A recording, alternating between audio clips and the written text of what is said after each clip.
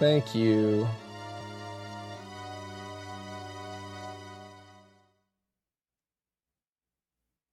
Sound is good.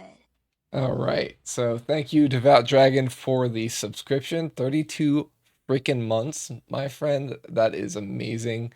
Currently on a 1 month streak. I don't know what happened there. I guess Twitch did you wrong. But They always do. thank you so much for your continued support.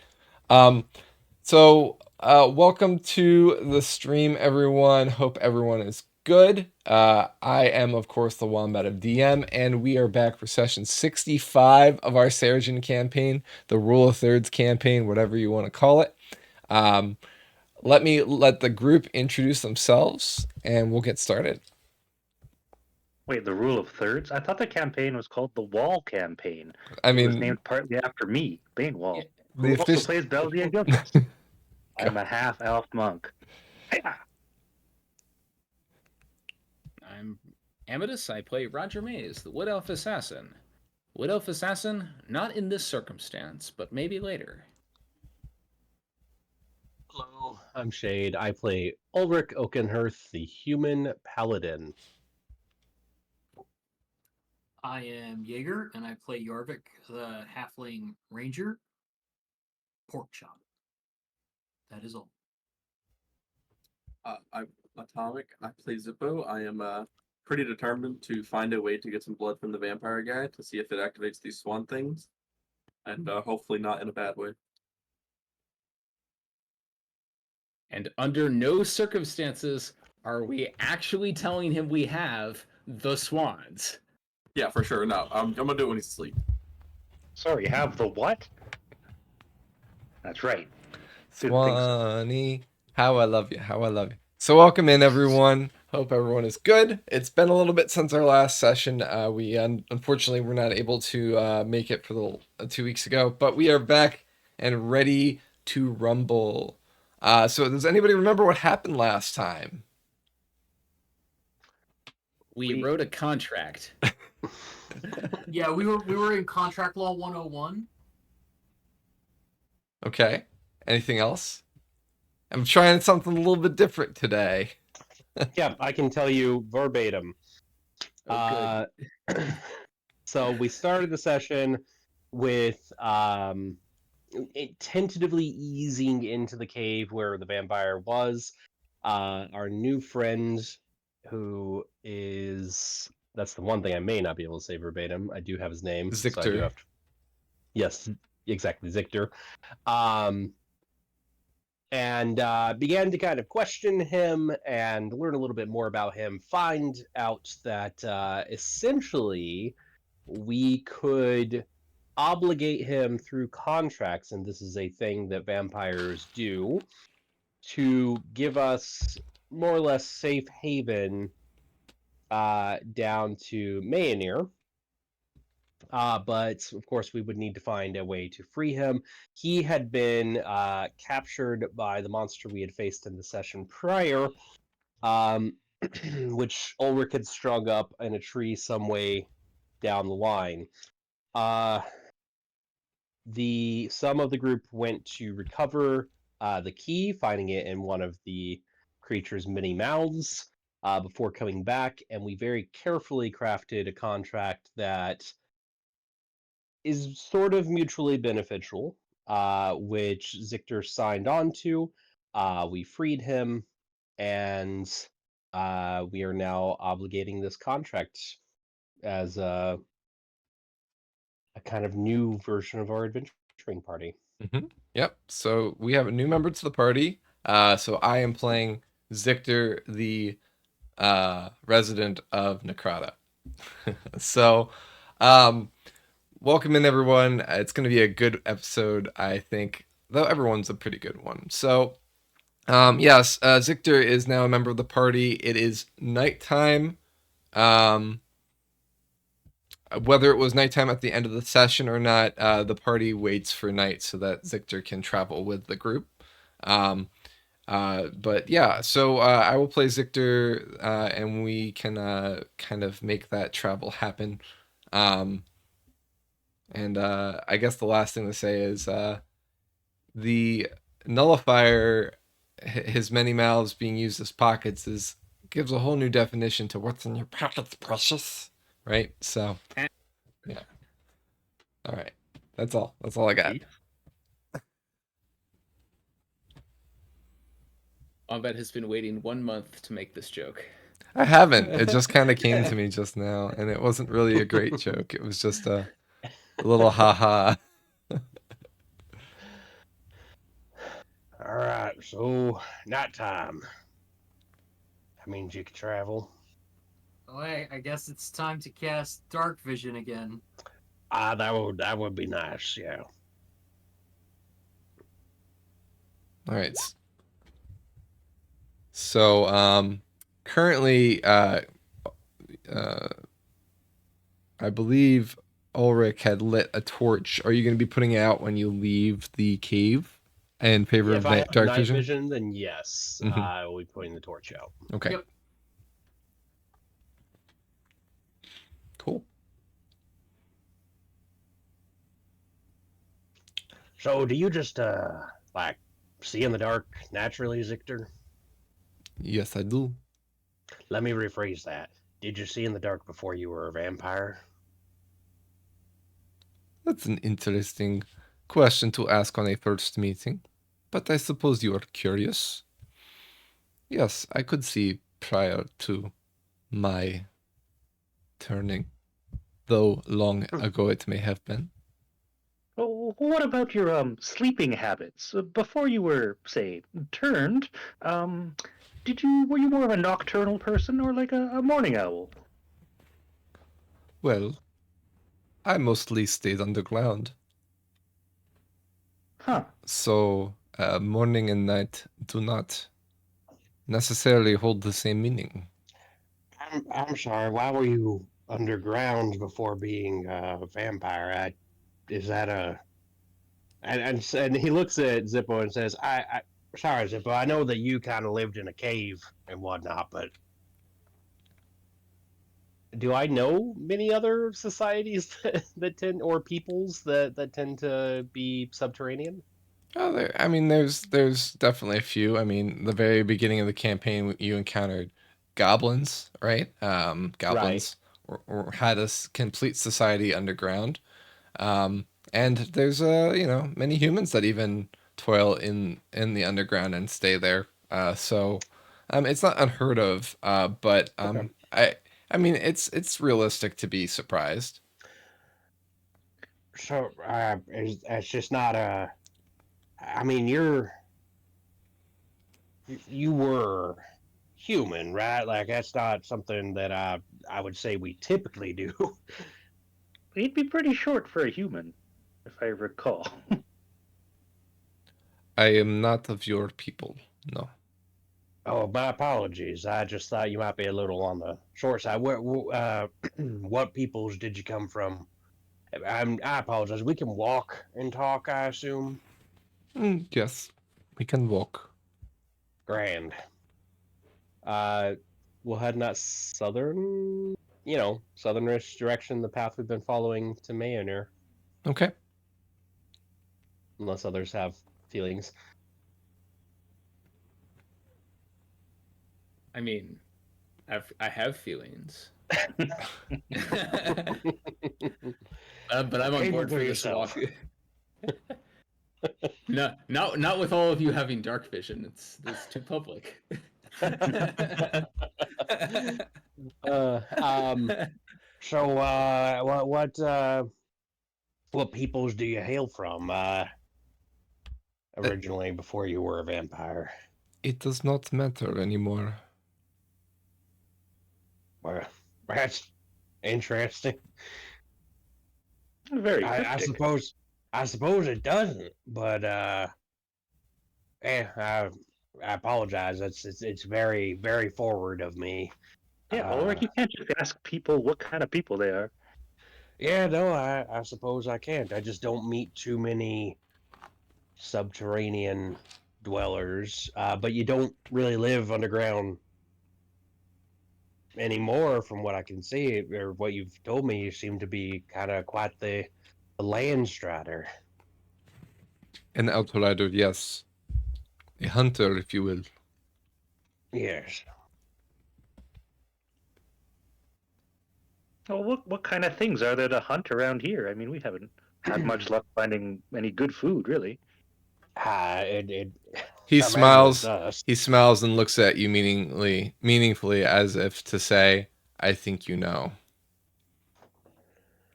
Oh, I see. I guess I So could have supposed that. I heard that humans like myself are especially um, tasty. Is that true? Or is it just easier to subjugate us? He looks at you quizzically for being so candid about tasting human.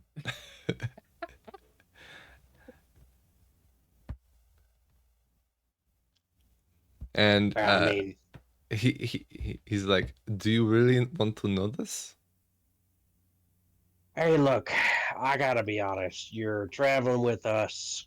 You're a bit of a curiosity as far as I'm concerned, and I mean that as nicely as I can, but you know, I don't exactly come across many vampires before the wall fell. So, and being, wouldn't you be interested to know if you were, I would be interested. I think that the pig that I eat would be interested to know why I choose to eat it. Uh, so you know, I'm curious to know if there's if you have a favorite food. Look at it that way. I like bacon sandwiches. I suppose it is better you ask me these questions than another of my kind. It is fortunate Unless you we are get them not. into a contract too. Excuse me? Unless we get a contract with the others too. Yeah, you're the Yes, best one but to ask. I am not answering due to any persuasion of that kind. Right.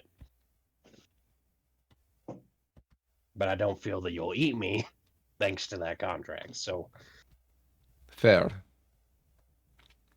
I see. I, I am picking up what you are putting. Well, I can tell you that in my experience, the creatures that are sentient tend to taste much better than, say, an animal might. The cow that you consume is not very tasty. now that's interesting. Does that mean you could just eat a cow regularly? Like, would that sustain you? It would be a poor existence, but it would allow me to live. Kind of like being a vegetarian. I get it. If you say so. Yeah, not to knock it. Just not for me.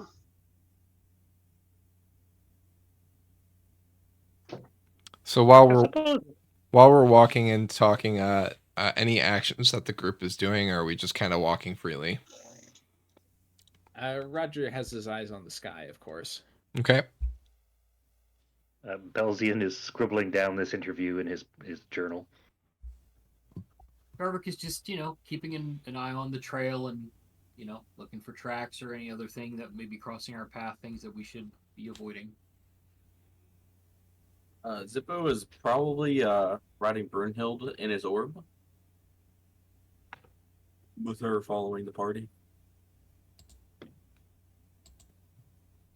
And looking for anything in particular in your orb? He is very saddened that he can't activate the swans yet, so he believes if he can find a dragon, he can convince them to come to the orb and help him figure this out. So he's just looking for dragons. Okay. Dragons in the orb. Yeah. Okay.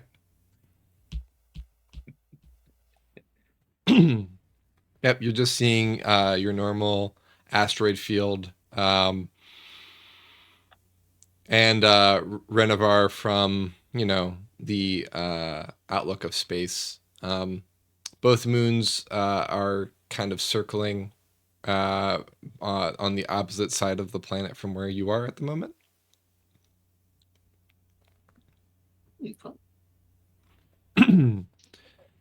Currently, the skies look clear, Roger. It is a cloudy night. There are no moons in the sky at the moment, though that might be because of cloud cover. All right, so let's see what else we got. Belzian's jotting down notes. Yarvik, you doing anything? Like I said, Yarvik is keeping an eye on the trail, looking On for the any trail. crossing. Okay. Any crossing tracks or anything like that that we should be avoiding. Sure.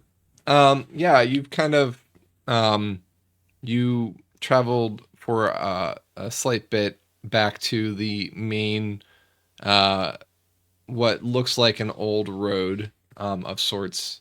This was the road also that you noticed the tracks on earlier from the nullifier, but that was further north of you, of course. You're traveling more southward at this point. It's a fairly quiet night at this point. In fact, it's eerily quiet. It's very quiet. Do a nature check for me. Sure. Okay. So Yarvik, you realize it's been quiet out here since you started traveling. Almost like this quiet has followed you. So I'm gonna mention that, and I'm not gonna go that over the rings. I want our new companion to hear that also. I'm going to mention basically what you said, that it seems unnaturally quiet out here, and then I'm gonna ask, is that normal? What this is something new that we're experiencing here. You're asking Victor? Yes. I am not surprised. I am a vampire after all. I seem to make other creatures wary. You might even feel that at times yourself. He bares all his teeth. In a genuine smile, but it's also kind of not great feeling. Nice. But yeah, so this may be something we can use to our advantage. Yes, the less people that, the less things that see us, people or otherwise, the better. So that being said, should we be traveling on the road right now? It is the fastest way south. We follow it. We find our way to Maynir.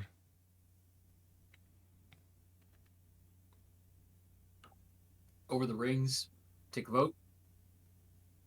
Everybody wants to stay on the road. Say chicken wings.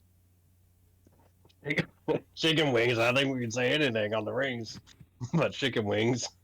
Chicken wings. Yarvik is hungry. He's been talking about pork and chicken, and he's hungry. Yeah. Yeah, let's make it happen. And if we've got some vampire repellent, I guess there's no reason not to try and stay on the road, at least for the foreseeable here. Actually, I should say if we have a repellent vampire, not really vampire repellent. So, we are traveling south together. Yep. What are your talents? Tell me. Tell me more of this group that I travel with.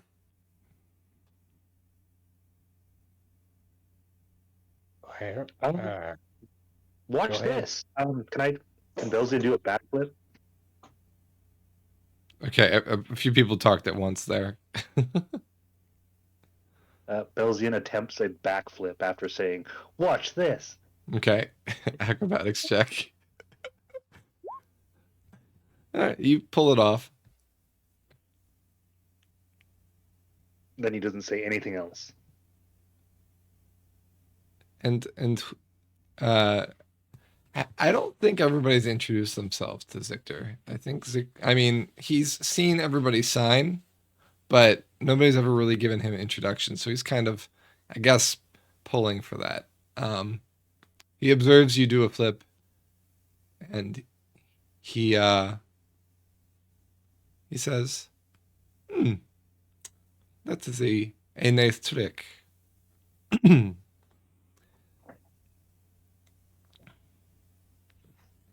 Erlin there is quite the athletic and dexterous sort. He's also quite the bookish sort. Do y'all have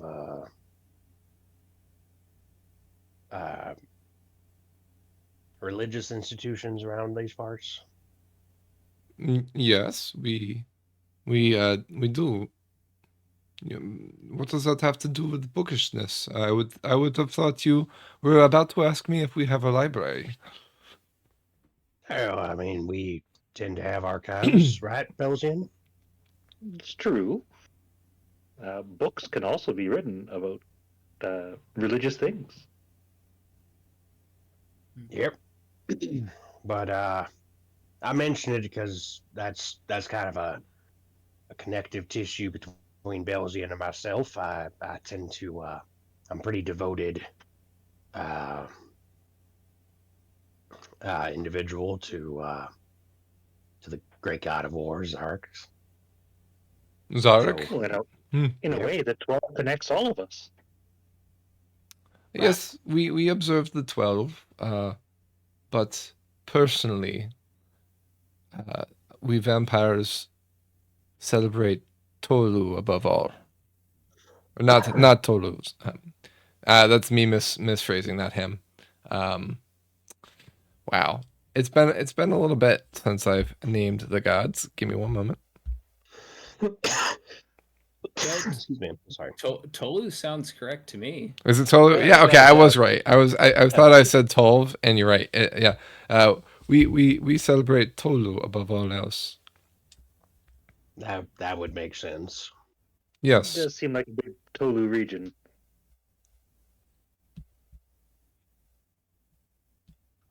Yarvik is kind of distracted. He comments distractedly as he's walking down the road, kind of looking at his surroundings. I'm here to kick ass and chew duck sausage. I'm all out of duck sausage. That's pretty true. Yarvik's also an expert tracker and hunter, so I think you'd have something in common with him there. I've said quite a lot about myself previously, but didn't really lean into the religious aspects. But I know some. I'm fair with magic as well as a mace.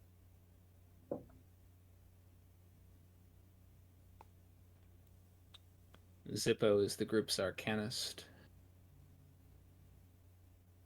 Yep. And I have a variety of talents, but these folks know me best as a knife in the dark, or occasionally a bow. Roger and I used to, as I said, you and I have some similar experiences. An outrider yourself, Roger and I worked together for quite a long time. I Hunting could tell outlaws and dissenters. I could tell there was a connection between the two of you.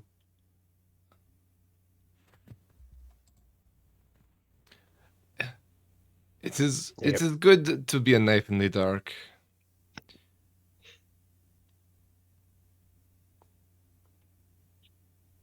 Is it? Is that your skill? What are your talents? Like, tell us a bit about yourself, other than the the whole vampire thing. You might call me a jack of all trades. It is one of the reasons why I am out here instead of elsewhere.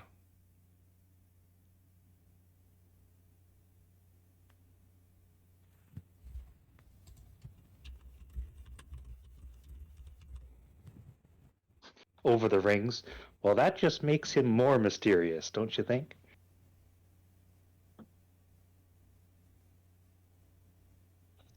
Only think slightly. he's- I thought he was going to say he was Dracula. No, Whoever then, that is. then his name would be Vlad, not Zictor. That's true. Um. So, you play any instruments or?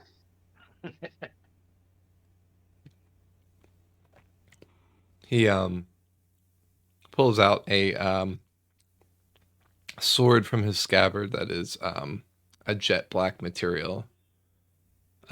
It has a waving blade to it. He eyes it up and down, make sure it's clean, and kind of flourishes it slightly, and puts it back into his scabbard. I make people talk. Got it. So, no instruments. Oh, it is quite an instrument. I can Sometimes make we make people them sing. sing. He says in unison with Roger. Oh boy.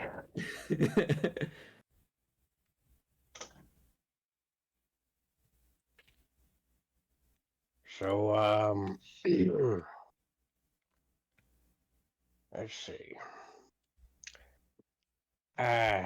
What's my sorry, I'm just losing my words right here. My in ear, a little parched. What's it like? What should we expect? What is what like?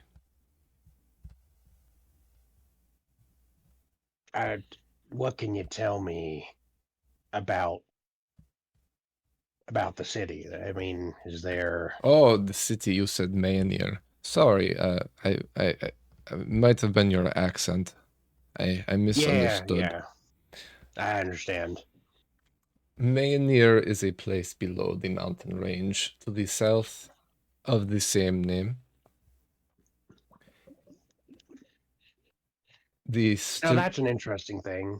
Sorry, but I need to ask. When you say below the mountain range,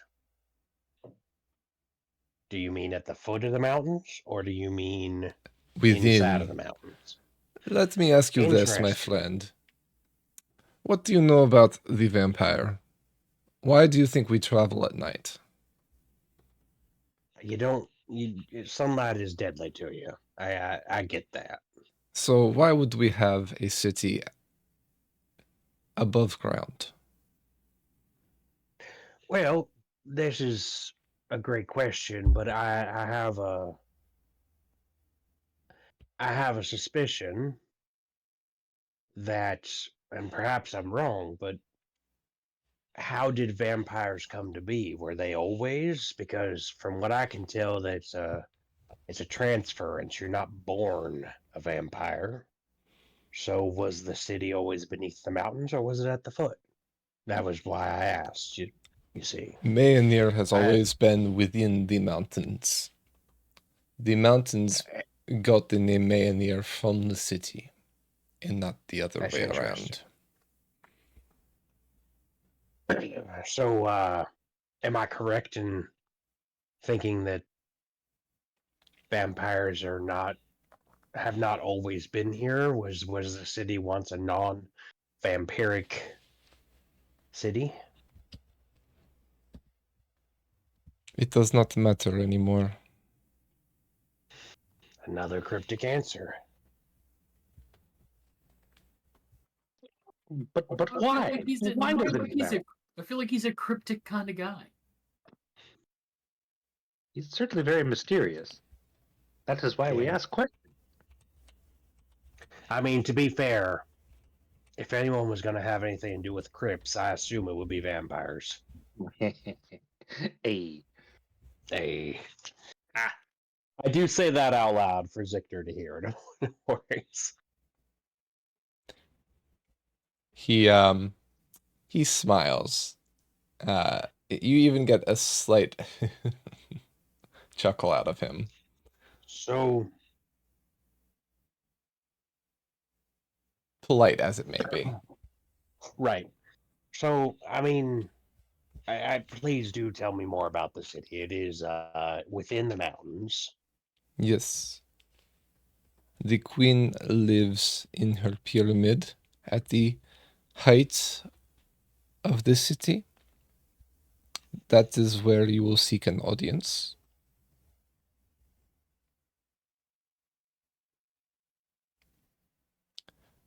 There is liquid rock running through the city. It is quite a sight to see. What's liquid rock? It is warm, quite warm.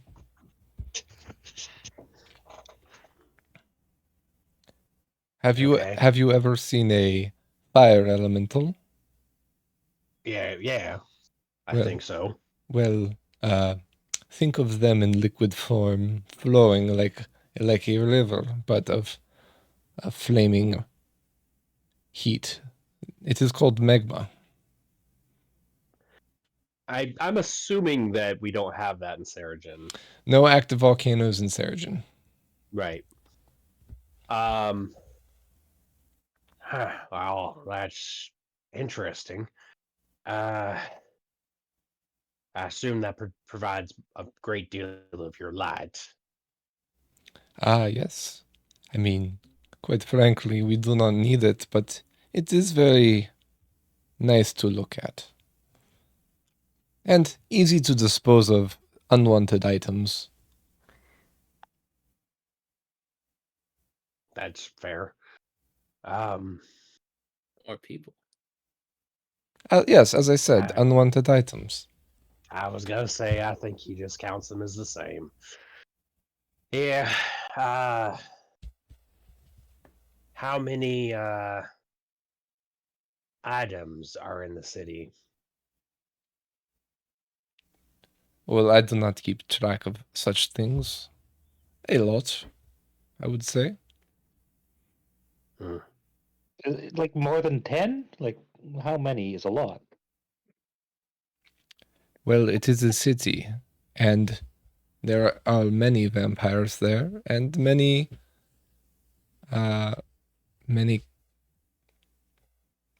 you offended if I call your kind cattle, or shall I say human?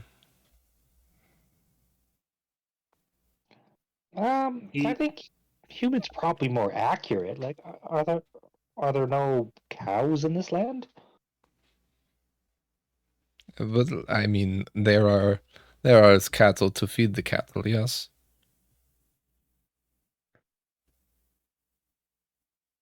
You can just call us food. I get what's going on. That seems Oh, we will just call them slaves. How about this? yeah, I guess. How about get it humans?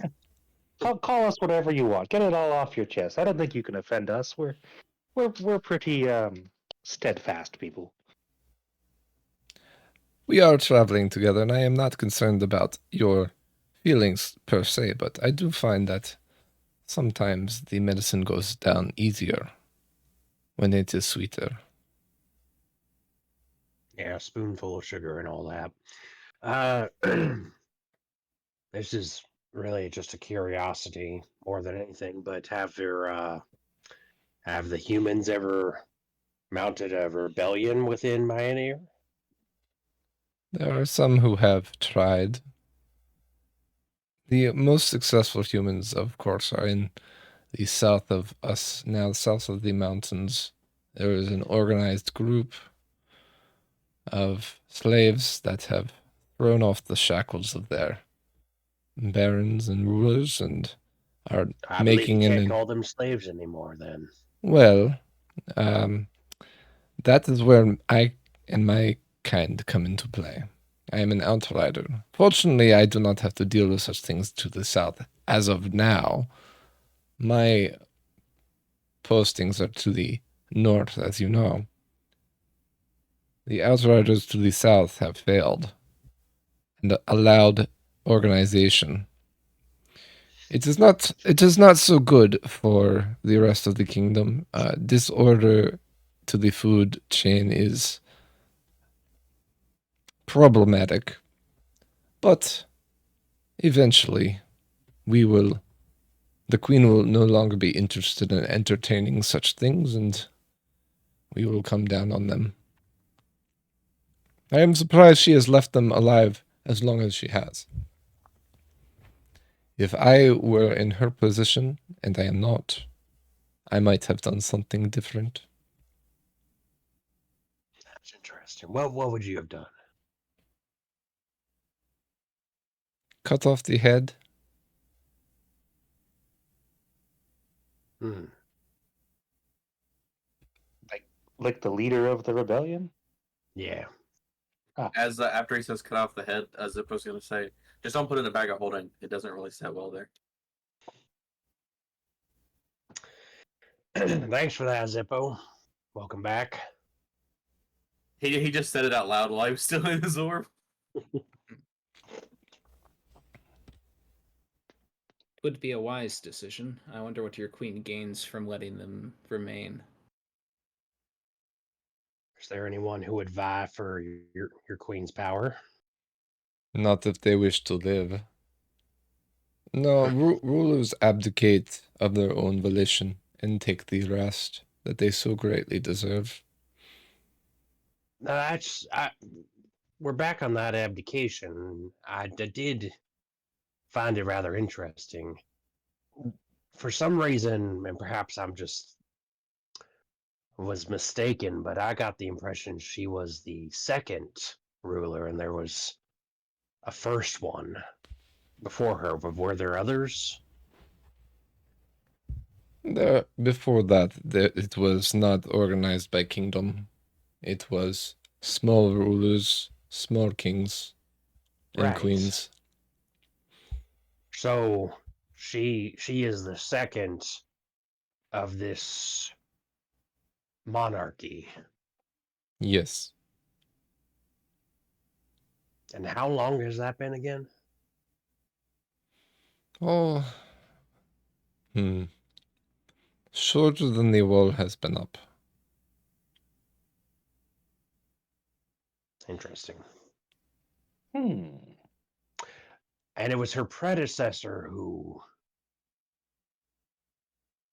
was there at the meeting to place the wall, correct?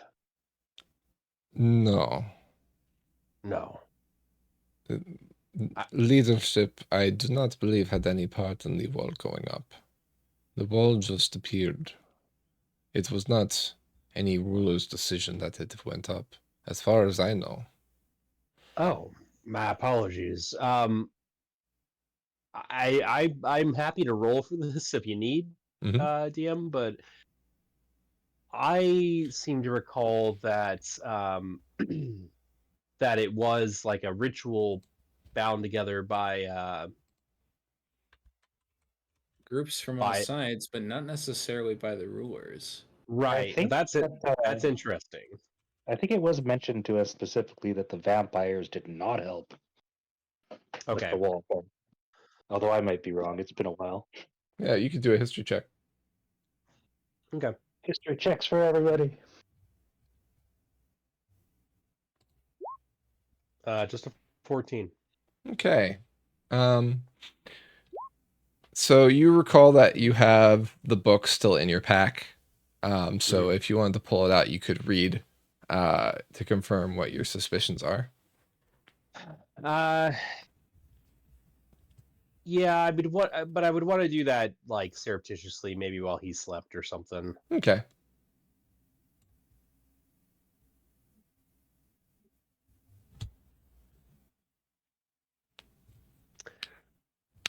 So, and if anyone else has any questions for him, please. But I'll just keep talking. You're good at it. All right. So there's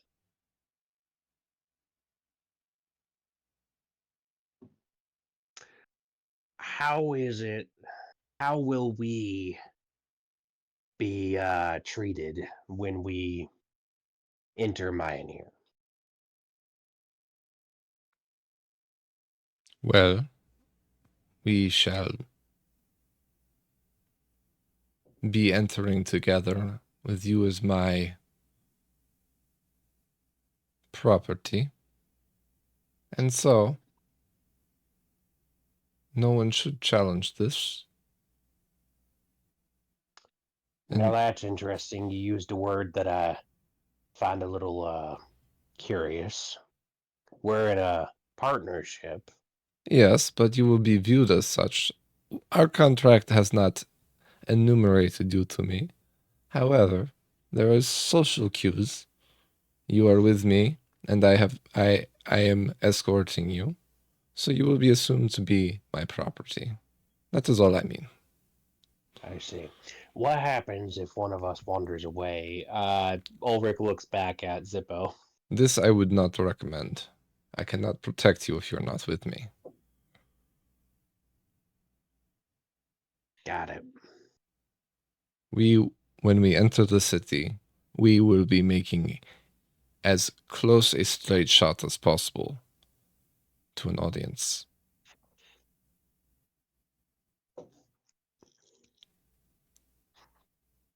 There is Do you not think much we're on that the- there's not much Sorry. that you would be able to do in the city, unlike a city of your own choosing.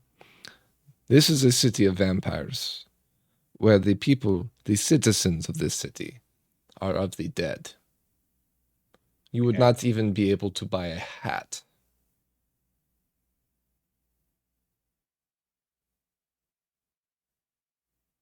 That is, of I mean, course, I unless it imagine, is for somebody you are in the charge of.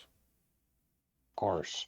I have to be honest, that is a bit of a blow to me, just because I have to imagine the vampire hat industry has got to be pretty good since you're all looking to keep the sun out of your eyes.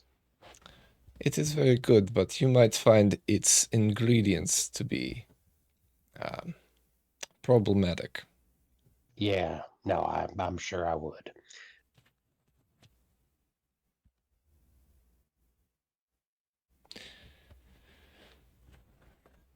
You suddenly find yourself wondering the leather straps that Yeah, are holding his pants up and the belt that's got his scabbard and the bindings in his outfit. What those are all made out of. Soylent Green. Leather. Leather, yes. Yeah, I think leather would be accurate.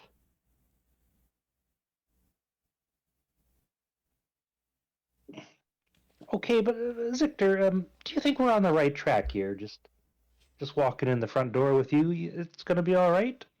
Well, I mean, it probably will, as it was now. There might be some explaining to do, but I have some thoughts to this. We might try going not through the main entrance, but a side passage through till we reach the city, and then we go to the Queen. At a certain point, it will not become necessary to be subtle, but at first it might be easier. Answer less questions. I am not one for socializing. That's one of the reasons why I do enjoy my job. But it is also because it is the fastest way. I see. Thank you for your confirmations. So you tell me that your friend holding the orb here, he is your arcanist. Uh, what lizard man? What can you do? Zippo will come out of the like I specialize in killing. I don't really have a lot of utility things. I'm really good at killing stuff. I kill hydras pretty well. What is a And some other Hydra? creatures. It's like a dragon, but with more than one head that regenerates And no wings. and no wings. This seems like an interesting thing to hunt. Yeah, we were kind of passing by it, and it just kind of attacked us, so had to kill it. I see. I can also speak to water elementals and other elementals, I assume, which is pretty cool.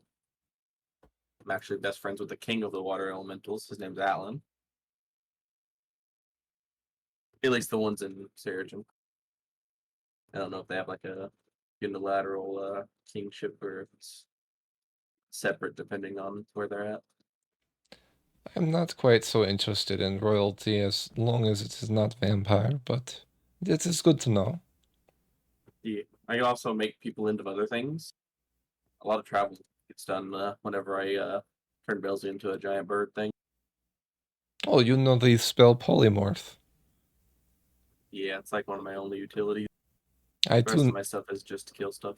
know the spell. It is a useful one, is it not? It's very fun when you turn things into smaller things and toss them down bottomless pits. He has a genuine laugh. No chuckle, no polite chuckle. He does enjoy that description. Yeah. We also turned a water creature into a cat and then took it all the way to the land, so it kind of suffocated, or at least we hope it did. You did not wait to find out? I am disappointed, Zippo. But We the were in rest a of the bit of a party was, hurry. yeah, we were kind of on our way, to go meet some dragons, which are like, the awesomest things ever. So As a rule, it is only polite that if you cannot take the time to witness the suffering, that you end it quick. That is respect. Next time, do this with honor. sure, I guess, I suppose so. Also, you're from around the front, like around the northern area. Do you know of like a village where like a lot of the people kind of meld together? Say this again? I'm Sorry to sorry. interrupt, fellas, but we've got something coming up on the road up ahead. Give me a minute to see if I can get some eyes on it. Yeah, it's like a village that combines. I think they combined together. They were screaming really loud. We kind of left before we could see what it was. Sadly, Can I tell anything about if there's anything? What are the spidey senses to? Give me a perception check, please. When Jaeger brings up this, Zictor kind of stops Zippo. He kind of holds up a cautionary hand and looks as well. Okay, so Jaeger, you see maybe 100 feet ahead of you. It looks like something in the road. Roger, you turn your eyes down from the sky, now noticing it as well. Not noticing it before because you were watching the skies for anything. Jaeger and Roger both see this. It's not very hidden. It appears to be the wreckage of a cart or carriage that is strewn across the road.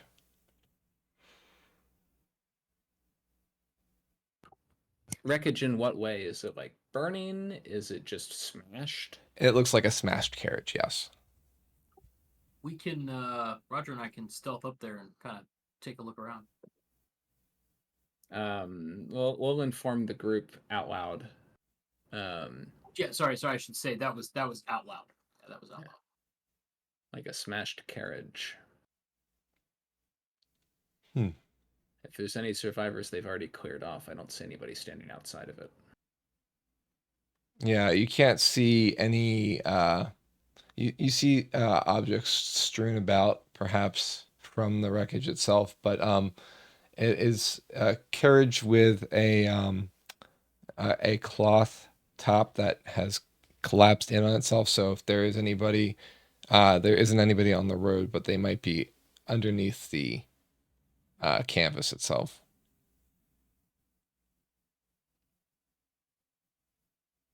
Oh, let's get closer and see what this is about.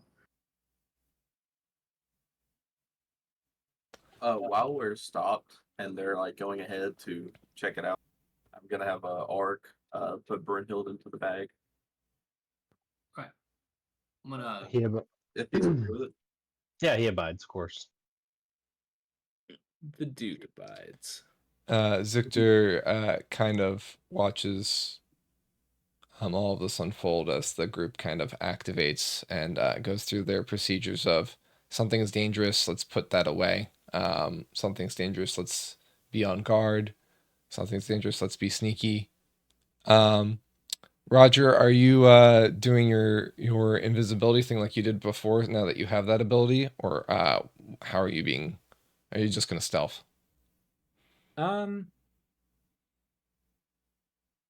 It's close to the end of the day, I guess. Sure. It is evening, so... Yeah, I mean, it is I'll, nighttime, I should say. Yeah, I'll go invisible and How many invisibles do you get? one a day. All of my spells are one a day except for Mold Earth, which is Okay, dangerous. so you haven't rested since the last time you used invisibility to sneak up on Zictor, right? So that's the same. That's the same day. So okay, it must have gotten reset when we leveled up then. yes, that's case, probably no. I'm not going invisible. okay. I will simply sneak up quietly and stealthily in the dark. Do you I'm gonna mind? step off the road. I'm gonna approach them, just walking up along the side of the road, not just right on the road. Okay. Are you also you're also stealthing? Jaeger, you have an 18. Okay. Yep. Yeah, I will be sneaking up on the side of the road, of course. He sees the two of Zictor sees the two of you beginning to sneak and puts a hand on both of your shoulders and says, "I am coming too." And he kind of phases out of existence in front of you. Well, that's a handy trick.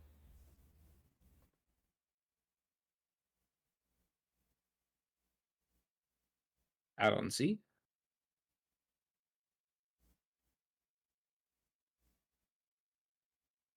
All right, so the two of you sneak up closer to the cart.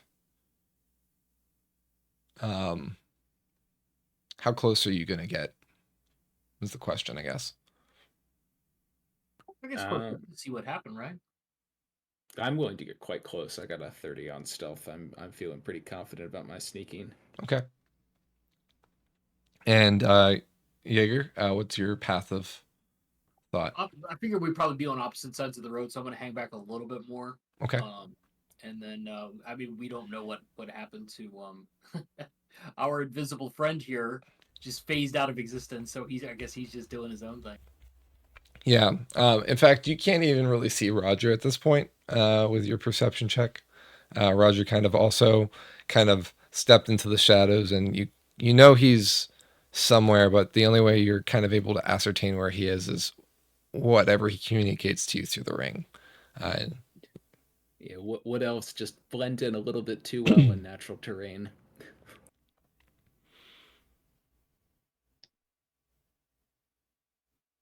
Every once in a while, Roger, you seem to think that you might have picked up Victor moving in the center of the road.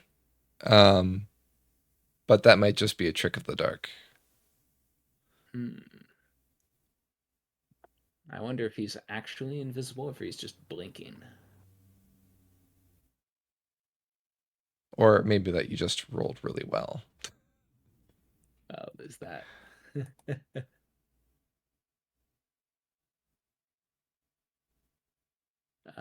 Well, we continue to sneak up to the smashed caravan. Okay. So as you approach, you don't see any evidence of anything that might have pulled the caravan. If there was one, it is maybe long gone. You do notice evidence of perhaps a battle, or at least something was attacked. There's blood on the road. As you get closer, you can see that it's both on both sides of the cart on the road.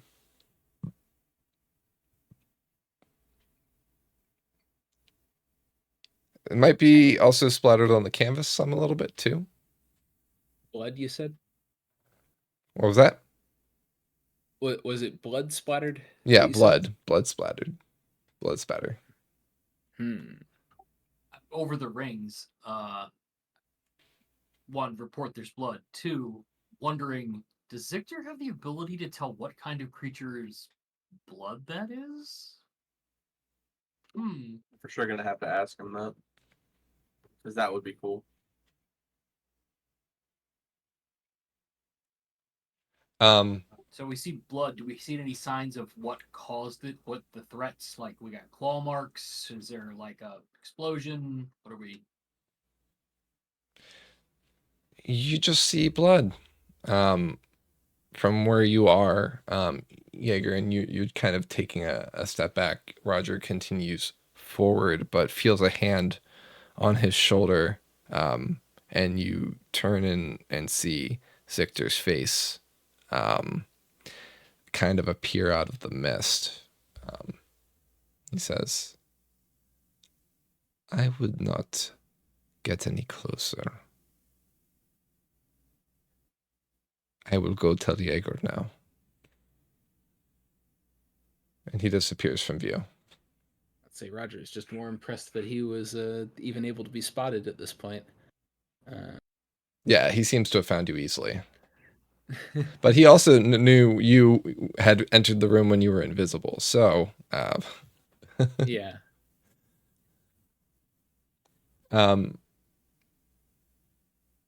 Yarvik, you feel a hand at your shoulder from behind on your right side, as opposed to Roger's left, the side facing the road. Do not approach the caravan. Okay then. So I guess Yarvik's just gonna take a knee and figure out, see what else if there's anything going on, because clearly, this is kind of dangerous. Communicate that back to the guys. Like, we got something here, guys. Don't come any closer.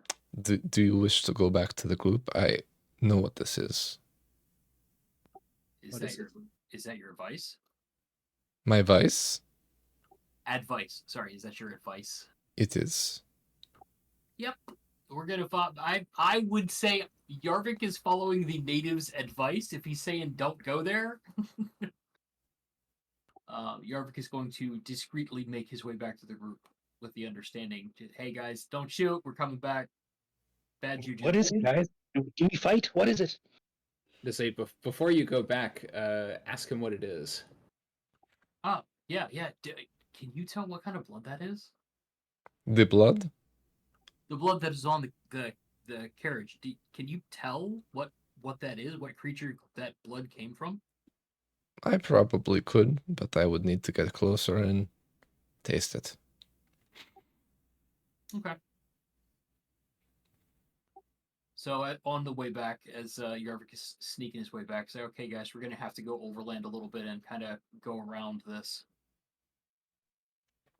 What's the issue? What is it? Zictor is advising that we stay away from the wagon. Right. But why? That's a good question. We can figure that out when we get back and kind of regroup. But That is the thing I asked you to ask him while he was standing there. oh, I thought you asked me to ask him what the blood was, not what the Right. No, what the threat was. Well, he asked Roger the other thing, but Well- Roger, you do find that Zictor has returned to your side, and he says, "I would advise you do the same as your friend. Return to the group." Sure. What's the threat?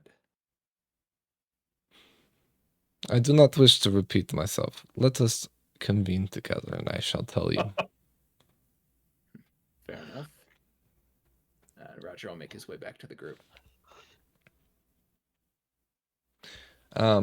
Before Roger returns, Zictor appears in front of the group, ahead of Roger by maybe a few moments.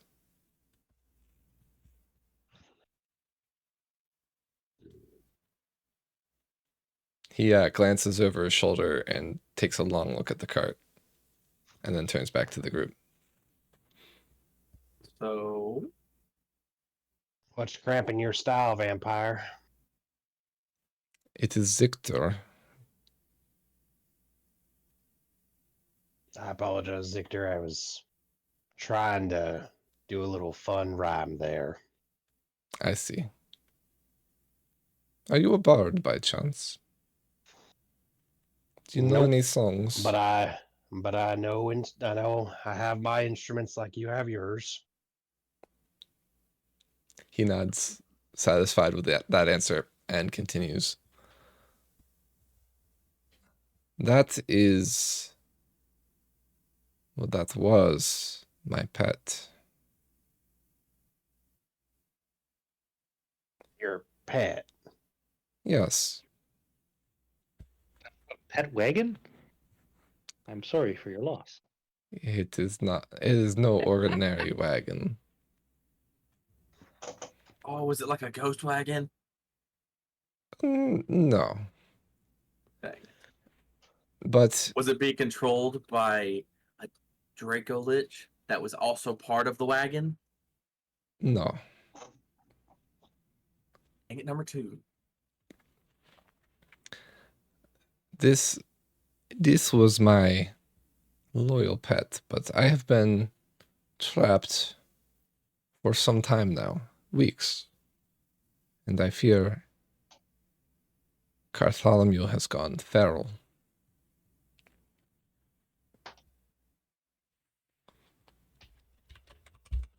I'm sorry, I need to clarify here. Are you saying the wagon was your pet? That it was inside of the wagon, or the wagon attacked the pet? I am saying the wagon is my pet. Okay. Okay. Okay. I'm so confused. Yeah. Now there's a lot that I want to break down, including the name Bartholomew for your wagon, which is very good. But I mean, you gotta know we got questions about this. What's going on here? I get that maybe it's feral and you don't want us to get near it. Why is it turned over and bleeding? Oh, that is not its blood. That is not Okay. Bartholomew's blood. I suspect that is human blood, or maybe a creature that happened upon the wreckage. Okay. So, why is it sleeping? Does your wagon sleep? No, it is not sleeping. It is waiting for its next prey. Like a Okay. Venus flytrap. Ulrich, it's an ambush. Well, Yeah, actually, it's no, a cart, but I'm getting that, but I just want to make sure. I mean, forgive me. I forget, DM. Have we fought what I think this must be? in this game? Would we know?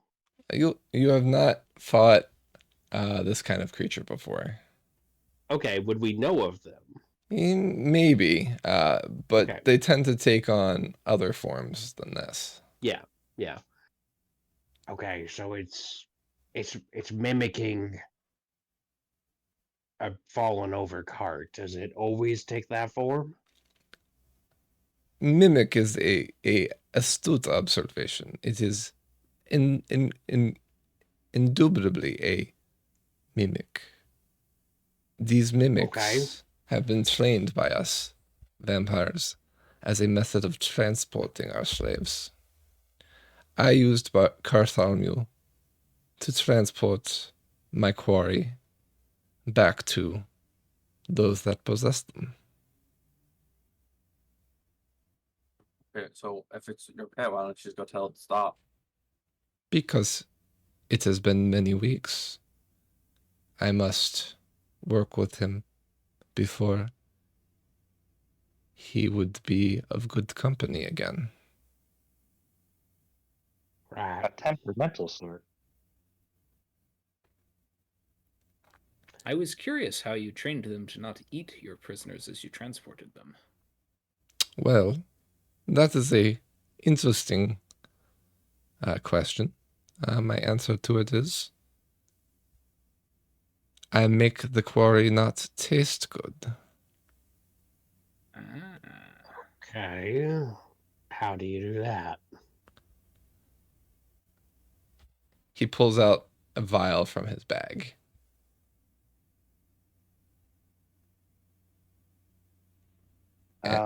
It does look unappetizing. Yeah, it's a dark liquid. All right, Okay. guys. Let's pull a Bear Grylls. It's time to drink our own piss. Well, now hold on now. You know, fool me once, Roger. Fool me once. But before we go, so can we let's say that we exit Flavortown, as it were, and we become unappetizing to Cartholomew. Would you be able? How fast is this thing? Is it something that can expedite our travels, or is it a conveyance of convenience more so? It is of convenience, but he is faster than you would be on foot. I mean, that's nice. Can he keep you? Does it need to rest? Can he keep you out of the sun? He can keep me out of the sun. He is in the form of a covered wagon, after all. Right, but I wasn't sure if he can seal up. There's still holes. Sun can get inside. No, he is in the form of a covered wagon. He is not an actual covered wagon. There would be no holes. I would be Okay. inside of him. So would you if you were to choose to ride. Okay. Does it need to rest? Yes, he is a living creature, after all. Okay. So The question is, do you trust such a creature? I would gladly abandon it if you were not comfortable traveling with such a thing. I would not like Cartholomew to be hurt, despite his condition at the moment. We can leave him be, or we can take the time to reintegrate him and utilize him for the betterment of our travels. Well, I think the question's more, will reintegrating him into your service take more time than it would for us to just simply walk? To Mayanir would take a long time. We are on foot over a week and a half away. Right. How long would it take to reintegrate, and how much time would we save? Right, exactly. It might take me a few hours. I might need a volunteer to assist. Oh, Good. Ulrich's not tasty at all. I mean, that is true. And he's easily the worst smelling of the lot. That is not true. Ulrich, do you have experience being inside of creatures in the past? Hey, now. What happens in the Sheridan room stays in the Sheridan room. Yes. You talking about Seregen? Did you mispronounce? I'm just saying, like, let's. What you happens in said- the Goliath camp stays in the Goliath camp. So, like, I have a second question, or I don't know what number I'm on right now, but I want to know, can we? Because I'm just kind of thinking, like, if this thing can keep you safe from the sun, and it can convey us, can we safely sleep inside of it? It would be a tight quarters, but yes. Okay. And can we somehow convey it while it sleeps in the nighttime? Because you see what I'm thinking here. It takes us during the daytime, assuming you don't need to steer it.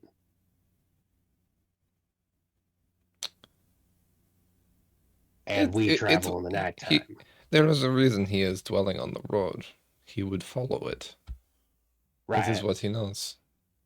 Exactly. So I do have a concern. You have many questions, but let me raise an answer you may not have asked. By our contract, I cannot bring you to harm knowingly. This is why I say you must volunteer if you are to help me. There is a risk to your life. By the contract that is at hand,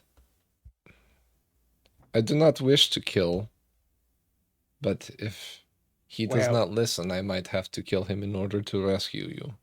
correct. So this is why I think that we don't need to worry about, I don't know, renegotiating a contract or anything. I volunteer to put myself in risk with the understanding that you will do everything in your power to ensure that I do not die.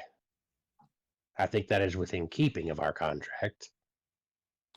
He, by memory, kind of lists out, Ziegler will make no attempt to harm, attack, or otherwise bring harm to the diplomats, either directly or indirectly. It is a finite rule. Maybe I might not be able to have you assist. I do not wish to die, you know. This is true, I'm sure.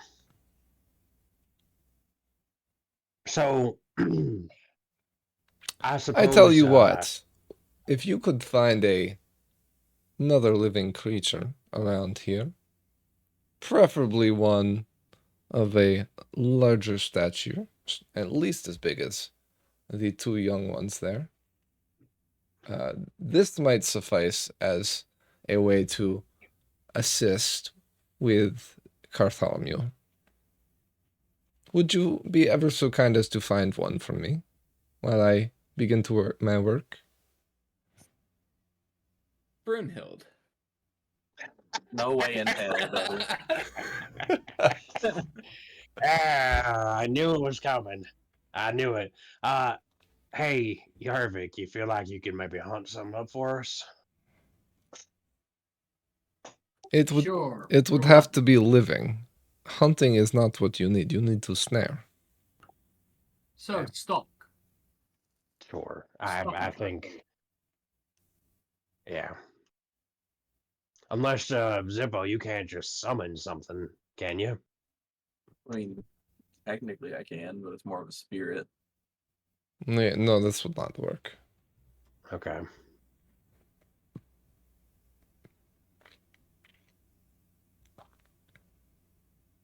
The vampire lands have so far seemed pretty desolate, but we can find something. Out of curiosity, let us explore the areas of the contract that we might. Uh, uh, this is a philosophical thought. If one of us, Zippo or myself, were to change a member of the party to a different creature, do we consider that creature still that person, or are they something else at that point? I see what you're saying.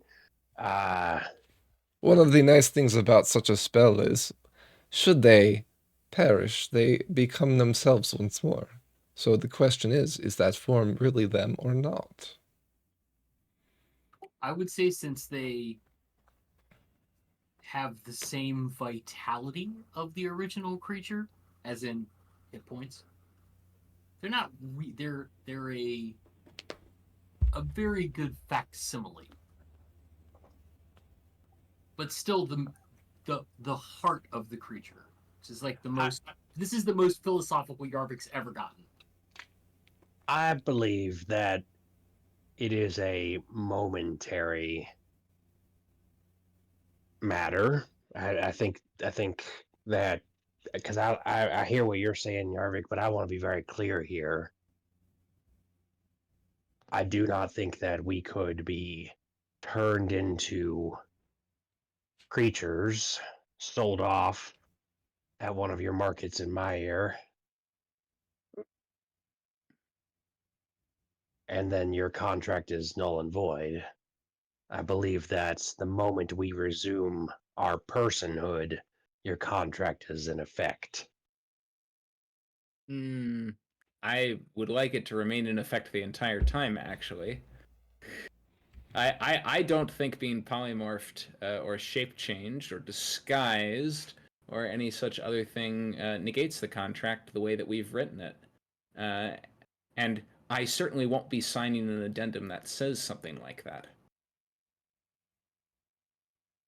I'm with you on that, Roger. But if it means, I suppose, me putting myself willingly in your Cartholomew's mouth or whatever's going on there, that is a problem for you, then, Victor. Correct? If you are harmed, yes. If we need an additional contract to temporarily supersede the conditions of the original contract for the purposes of one specific task, would that be possible for you, Zictor? Contracts do not get addendums. The signature is in effect until both parties either nullify or the contract comes to term. You would need to renegotiate a new contract and nullify the old. Otherwise, my queen's powers would be able to nullify your contract.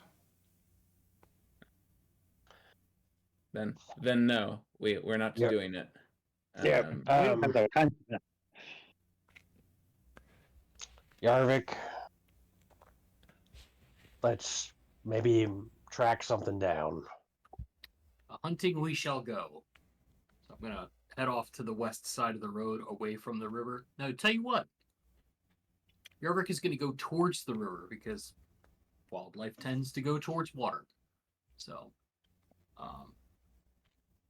Yarvik is gonna stealth up and what would be a good stalking skill? Like survival or nature? I don't know. What do you think? Stealth? Well, stealth to hide myself, but as far as like actually like finding and stalking prey, what would be a better? I don't know what the best check would be for that. Like nature or survival or I don't know.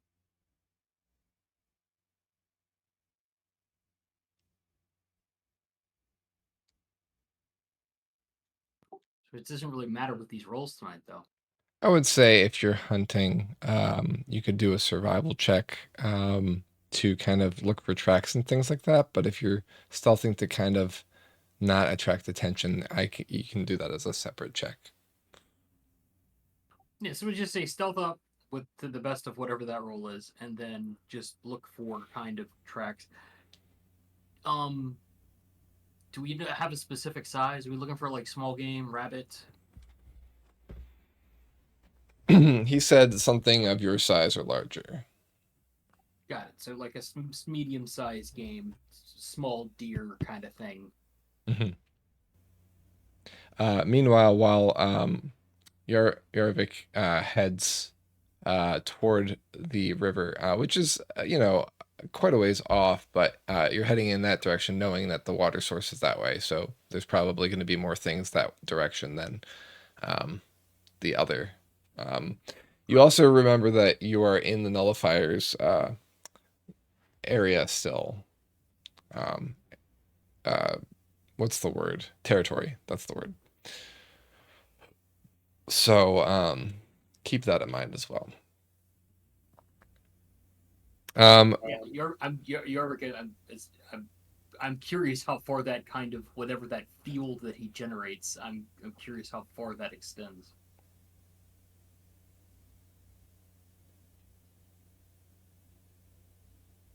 In the meantime, while Yarvik heads east, the rest of the group doing anything?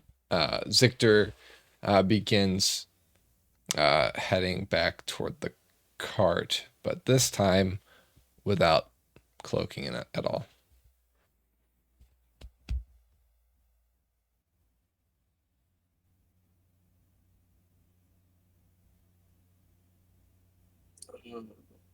Zippo's kind of flabbergasted. So he's just kind of watching him. He's thinking maybe if he watches him, he might figure out what he's doing to calm him and/or put him under service. Okay. Just kind of see what's happening.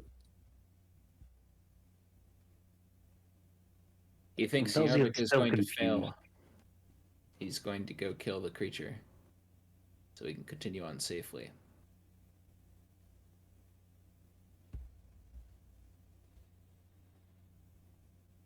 Nah, Yarvik's probably got this. I feel like one of us probably should have went with Yarvik, so he's not like getting murdered like by himself. But If somebody wants to tag along, Garvik is not opposed. 2 is 1, 1 is none, so that's fine. Just don't go out of range of the rings. Give us a holler if you need some help. All right. So while the rest of the group awaits and with bated breath, and Zictor, you can hear a quiet humming coming from the south where Zictor is. Kind of floats on the wind back toward the group. It's an eerie, soothing hum. At some points, a whistle, as Zictor seems to be singing at the beast.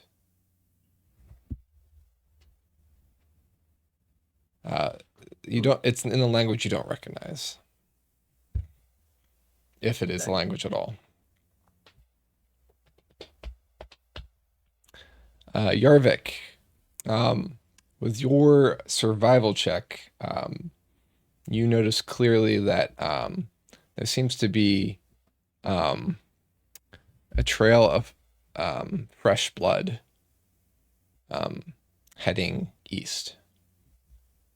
Something is injured and is heading in the same direction as you, or was at some point recently.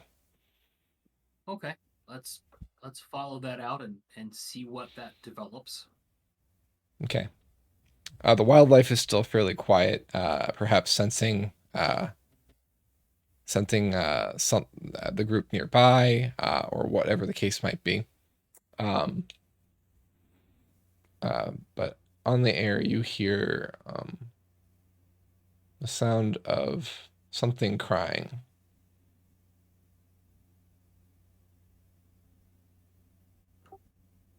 Okay. Do I have a direction? Yeah, Just east still. Okay, so kind of co-locating the tracks with the sound. I'm just gonna, approach and keep following. I'm just gonna keep following that. Okay. You spot a fallen tree in the field that you're stalking. You don't really see much in the way of creatures, but the crying seems to be coming from the other side of it. Okay, so I'm gonna take a wide berth. I'm not just gonna walk right up to it. Gonna kind of skirt around, say to the north. I guess depending on the orientation of the tree. And see, how close I want to keep the minimum distance I can, the maximum distance I can get to be able to clearly see what that is. Okay. You see a human child, clearly injured, clutching at her stump of an arm. Well, fellas, put over the ring. It looks like we have an injured human child over here. Right.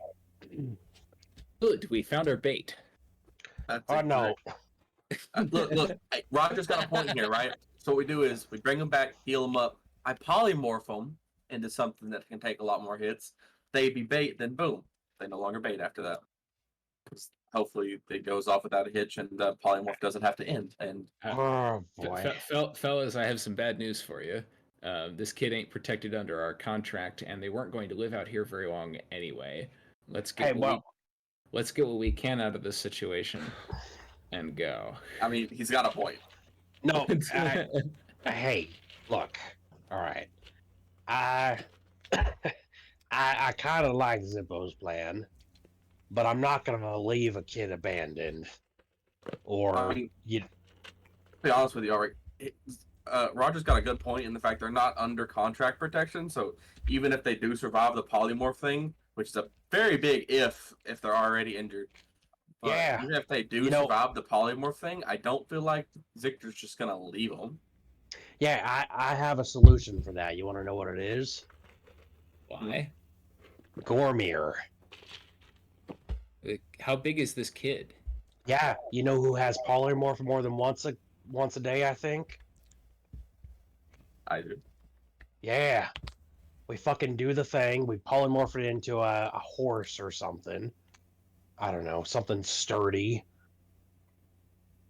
We heal the kid up. We give the kid some rations. We polymorph it into a bird or something small. Pass it through the hole to Gormir. It's Gormir's problem. All that being said, I check the area, check the scene for safety, as the case may be. Do I see anything else around the child of concern? No.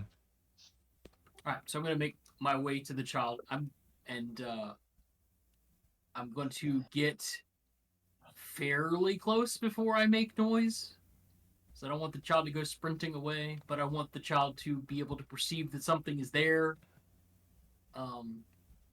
before I get right up on them. Okay. I'm assuming this kid isn't going to speak common, but why not? Hello. I see you're hurt. She gasps silently and presses herself up against the trunk of the fallen tree. Right. Is it a moonless night? Are we getting dusk? It's overcast. Overcast. So there's So it's no very dark. light. Mm-hmm. Got it. So I am gonna take the risk of lighting a torch so that she can see me. The kid. I'm assuming. I just said she. Assuming the kid, so that the kid can see me. And I'm gonna hold up my hands. Mm-hmm. Hey, no harm here. That's probably. Gonna make my way over there. Okay. The child has her mouth kind of gaping as she looks at you, and you can see clearly she does not have a tongue. She is clearly missing her arm as well. This is a more recent injury. The tongue is healed over. All right. Huh.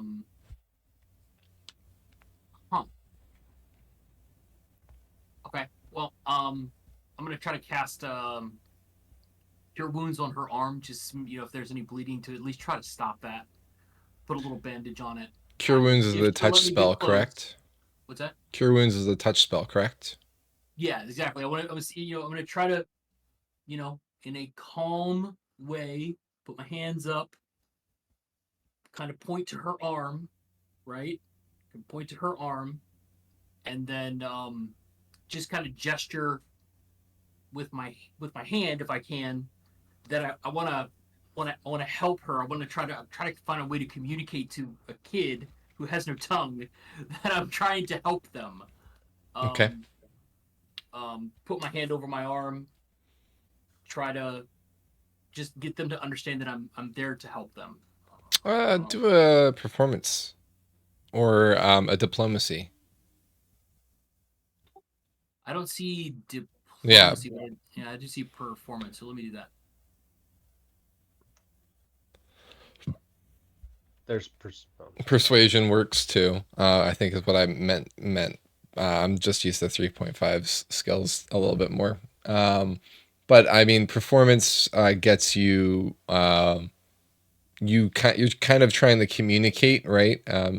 It's not necessarily a persuasion at this point. You're just trying to perform some sort of motion that allows you to communicate in a way other than language. Since you're not sure if she understands you, you know that she can't communicate with you through her tongue. So this is kind of what you come to, is you kind of pantomime and gesture and charade communication to try and let her know that she is safe. Exactly that. Yes, safe. That's what's happening here. So I'm assuming I'm hearing all of this all over the rings, and it's just like, oh, these guys.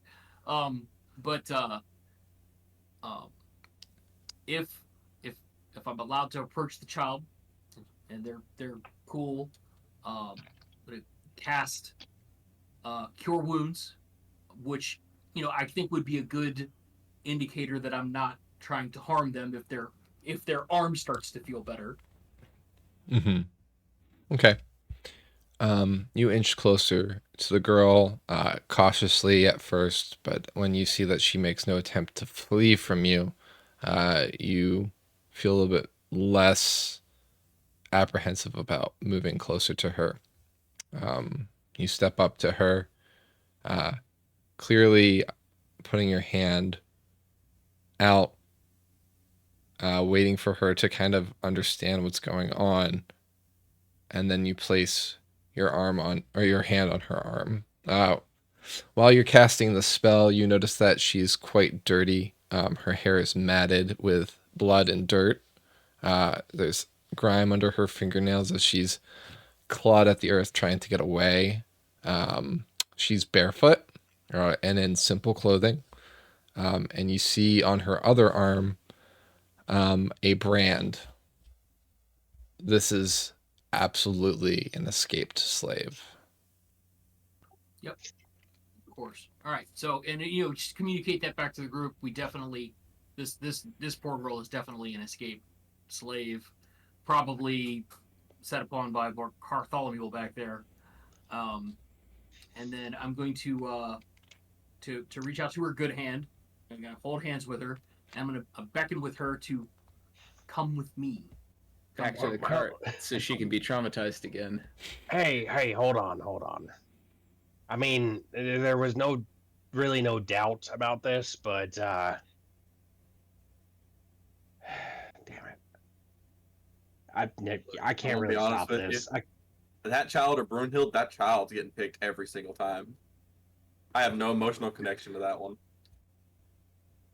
Look, We need to fix you. I offered You're broken inside.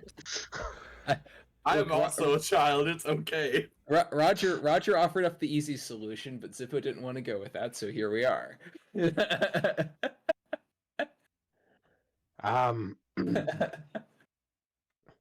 That's the world they live in. I mean, All right. While the I group want you all to know I Is- am going to be bargaining for this child's life. Is our Cartholomew going to be powered by a forsaken child?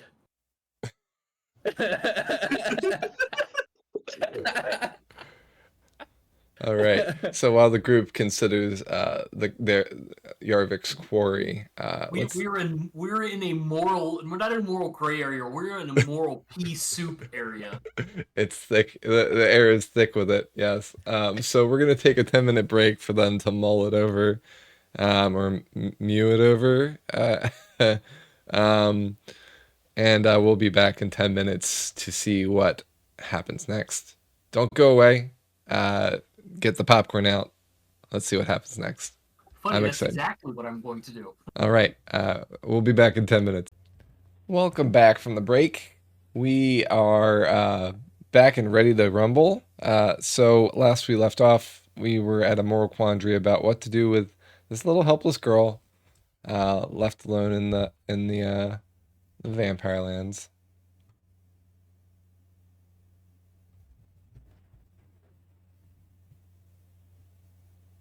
So, Offer her as food to Zictor after we use her as bait. no. Okay, we offer don't her as food to Zictor before we use her as bait. We don't have to feed him. Yeah, he said he'd be okay with eating, like, a cow or whatever. Yeah, have you found Yeah. any of those? Yarvik, have you seen any cows? all I'm saying.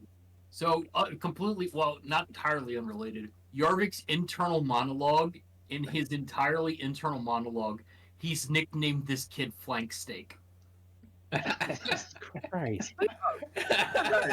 All right. We're getting majority right now. Yeah, I'm hearing you know what? 4 out of 6. If Yarvik's on the way back, Ulrich's just going to go ahead and broach the situation and call out to Zictor. Hey, Zictor. All right. So with your ability to see at night, Zictor, who's kind of been swaying and singing out in the darkness, you hear him stop singing, but you also see Cartholomew twitch.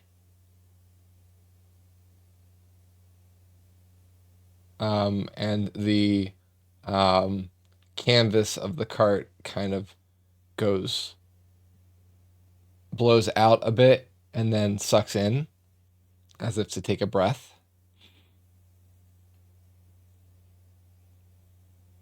He's in the middle of something delicate right now.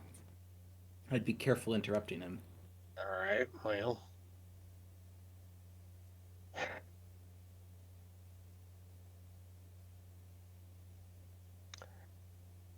I'll negotiate it with him when he's done, I suppose.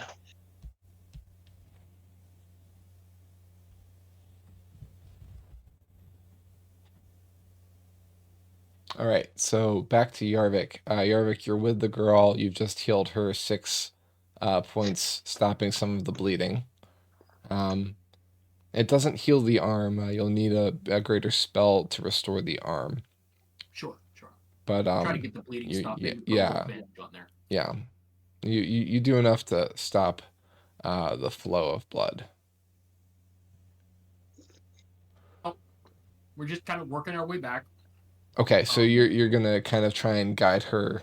Yeah, kind of grab her hand with one hand, her good hand, and then got the torch of the other one so she can see with me. So I'm not gonna cast dark vision on her because that'd just freak her out and it'd be a waste of a spell. You've got a torch anyway, so you're lighting the Yeah. way. Yeah, exactly. Kind of giving up stealth at that point because we just lit a torch in the vampire lands, but and just making her way back. I'm sure the group can see my freaking torch coming, so I'm just letting the guys know that I'm on my way with Flank Steak. Sorry, I didn't say Flank Steak out loud. This is entirely internal monologue. That Flank Steak is on the way with the group. Okay. And that's kind of where we're just backtracking along the trail. All right, so you turn her east, and begin walking her, or west. Thank you.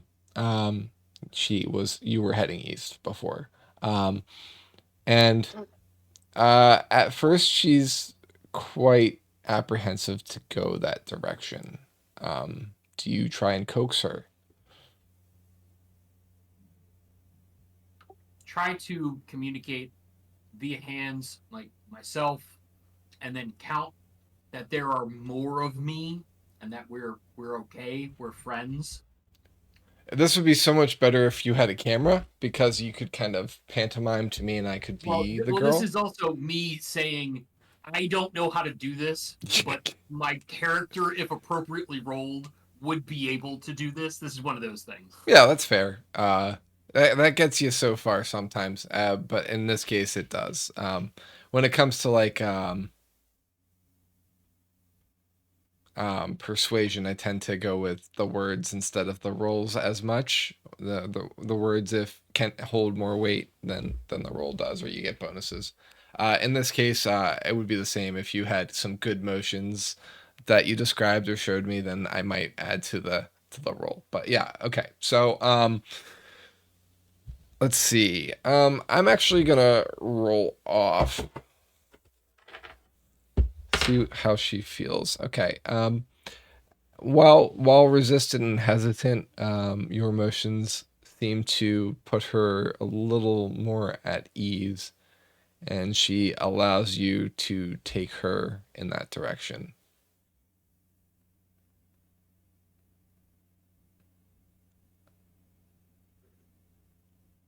She's exhausted, and she kind of holds your a finger loosely with her small hand. Really, And she's got the little finger. She's doing the really. yeah, She's missing half her arm. It's not like she can use her whole hand. Well, I've got the good hand. I'm holding the good hand. yeah, she's Her stump is waving out in the wind. yeah.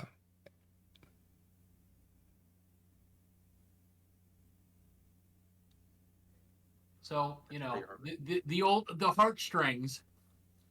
Yarvik is not immune to the poor little mute kid, this little ragamuffin, who's now grabbed onto his little finger.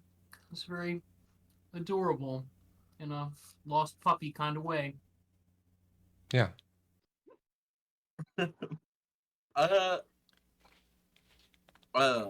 About how long would it take for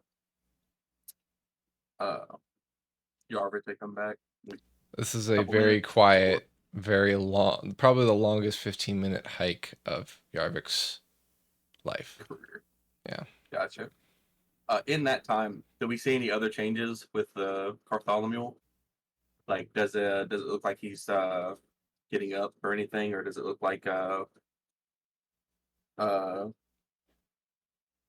what's the vampire's name? Zictor? Zictor. I was so close to saying Victor. Does it look like Zictor is like doing anything different? Is he starting to sing again after being interrupted, or Zictor is now circling around the area that Bartholomew is at. He is quiet now, but he seems to be walking around in a wide berth around the area. He seems to be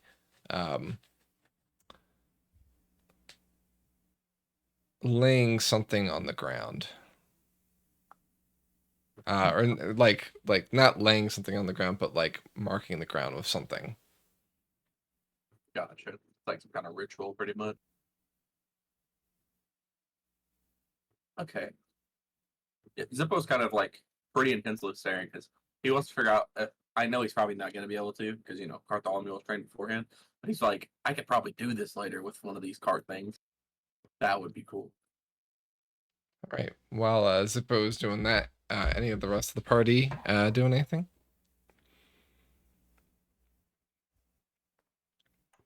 It doesn't really seem safe to interrupt Sector right now. He's doing something that looks pretty delicate. Mhm. So I think we're just waiting for one or the other of them to finish what they're doing and get back to the party. Sure.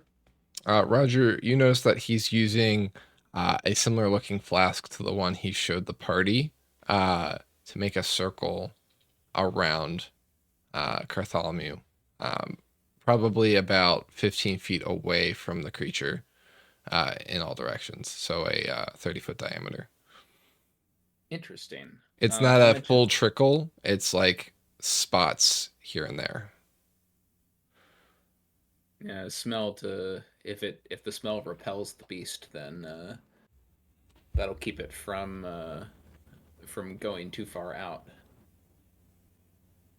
As long as it doesn't get overwhelmed. Perhaps. All right.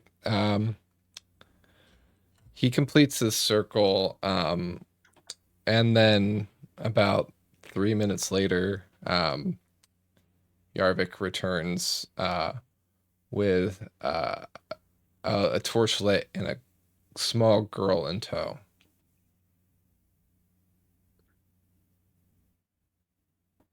Ulrich is going to greet the child. Hello. I understand you can't speak. I'm sorry, but can you nod if you understand me? So as Yarvik approaches the group of the little girl, she kind of hides behind him, apprehensive to the large number of people. It's kind of So clutching. I'm going to walk over. I'm going to guide her very slowly over to Yarvik, and I'm going to over to Ulrich, and I'm going to put her hand in Ulrich's hand.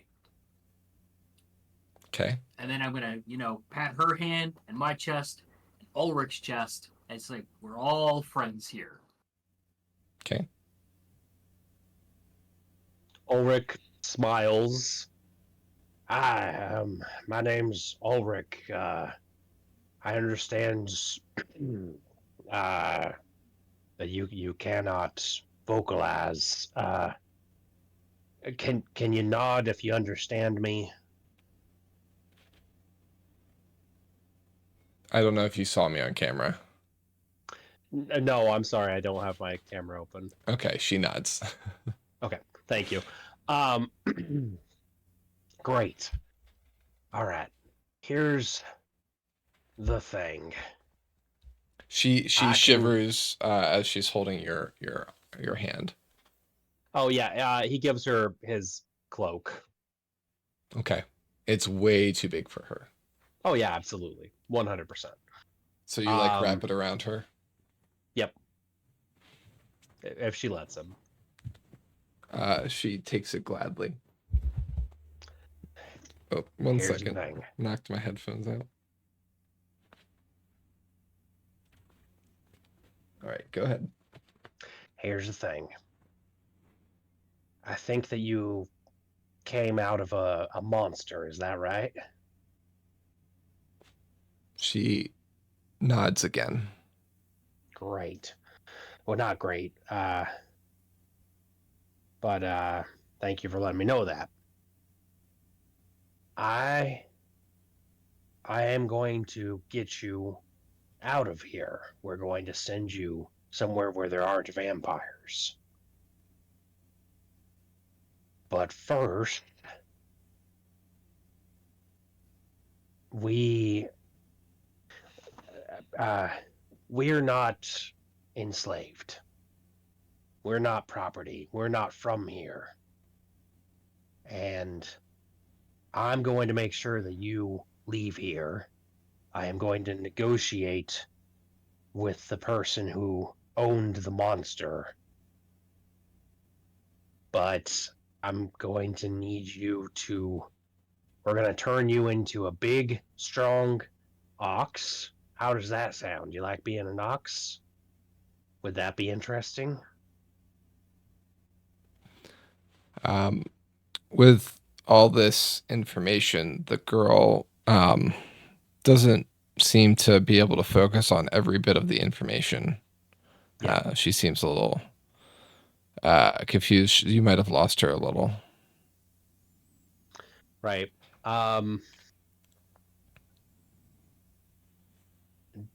Hey, can I call you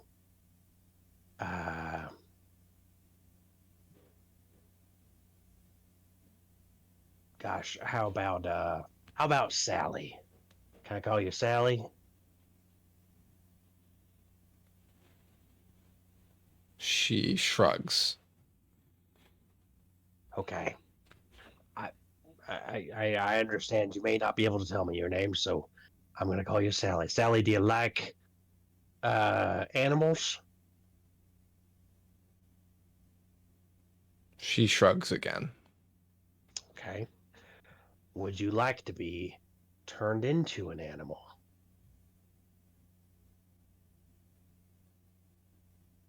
She doesn't make a response. Okay. She looks confused. We know magic. Do you know what magic is? She shakes her head no. Okay.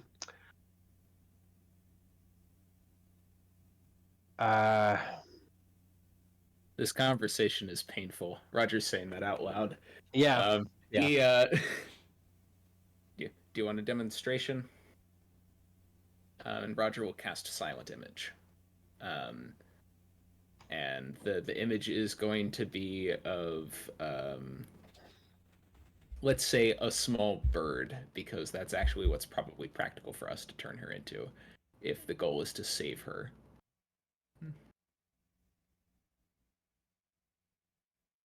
Because if we're trying to save her, So we should send her through the rings and not involve her in this situation at all. I mean, that's kind of you to. I saw your message, but that's kind of you to offer. But if you're saying that, like, if you're vocalizing that to everyone, or even in the ring, Ulrich will certainly ask you why the change of heart, because you seemed pretty okay to throw her. I think Belzian and me are the only ones that are maybe Yarvik. Roger kind of give you a disgusted look. What you're doing to this poor girl is cruel.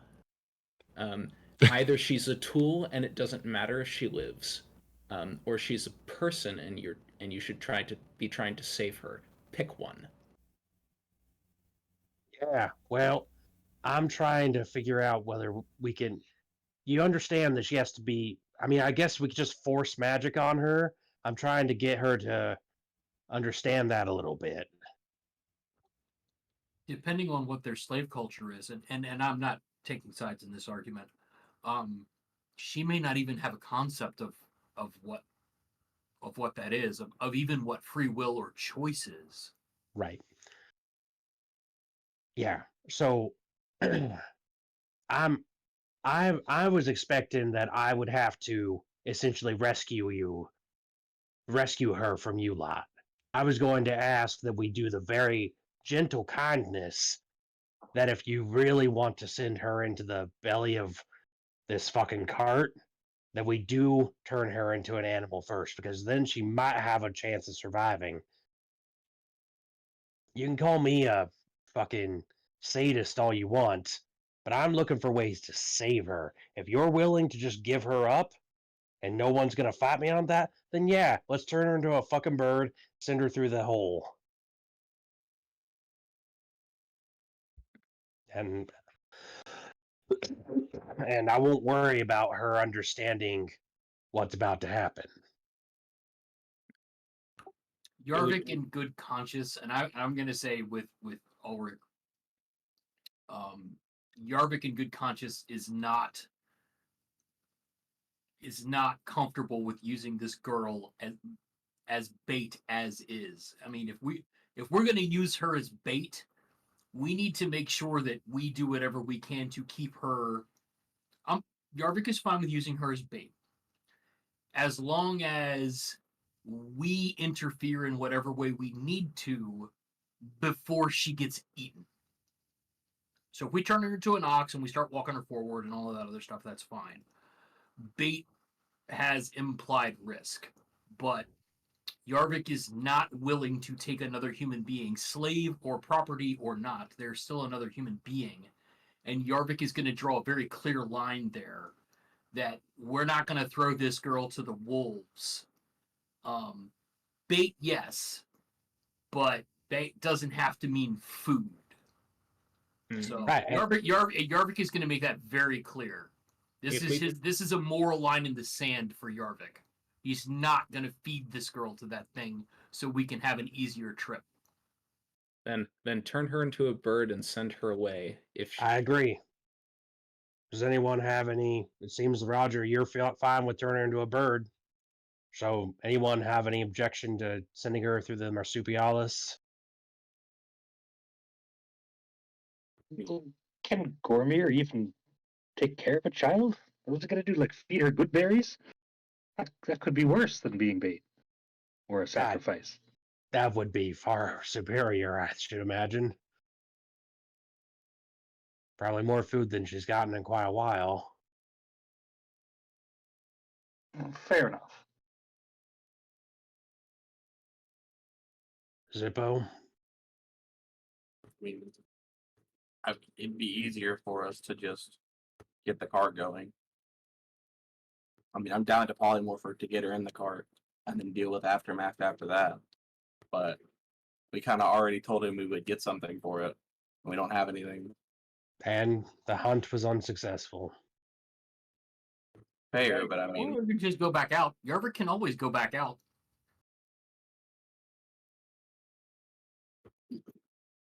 probably going to be outvoted either way it goes for my choice. But I just think it'd be easier for us. At the end of the day, we really don't owe this girl anything. We have a kind of a set mission that we have to do. So, yeah, I mean, Roger's only suggesting this because he's tired of all of our third path solutions. There is not a third path in every scenario. We cannot save everyone and still reap all of the benefits of having used them as a tool. We need to pick one, and if we want to take the moral high ground, then we deal with the fact that we are going to have a harder time accomplishing our goals. I do not disagree with you, Roger. And for the record, I do not want. I expected I would have to fight you because you wanted the conveyance. I mean, you and Zippo started with the idea that, well, this girl's dead. Period. So I'm still for that idea. yeah, I hear you, Zippo. Well, I thought of another way. It just removes the possibility of us using her as bait. It's cruel to try and make her do both, and it's liable to put us into conflict with our contract with Zictor, and that is untenable. All of this is all the rings. All the arguments, the things that might scare the child. Okay. I agree, and you know, Zippo, if you want, I'm not gonna worry about trying to explain magic to her. I'll get Gormir to get the his marsupialis out, and we'll go from there. All right. So, it seems like the general consensus of the group is to spare the child and send her through the marsupialis pair to Gormir. Correct? Well, it's not what I would prefer, but I think Zippo and I are getting outvoted 3-2. So, Yeah. I do want to pose the question: how do we know the magic that I've cast will work on her if she's got like that slave mark on her? It might have some kind of magic cast on it that won't let magic other than vampire magic work on her. Hey, you know what's better than nothing? We'll finding out. Yeah. Finding out. We answer that question when we, cross that bridge. But I say we try. And first things first, I'm gonna get Gormir out here.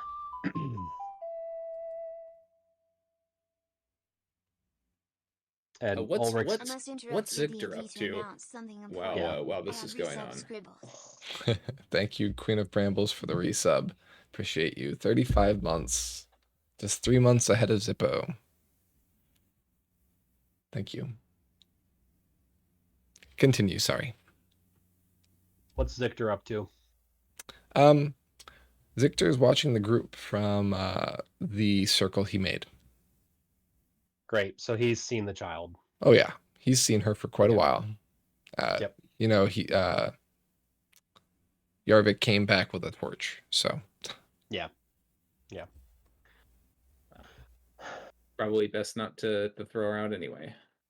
If he's aware of this.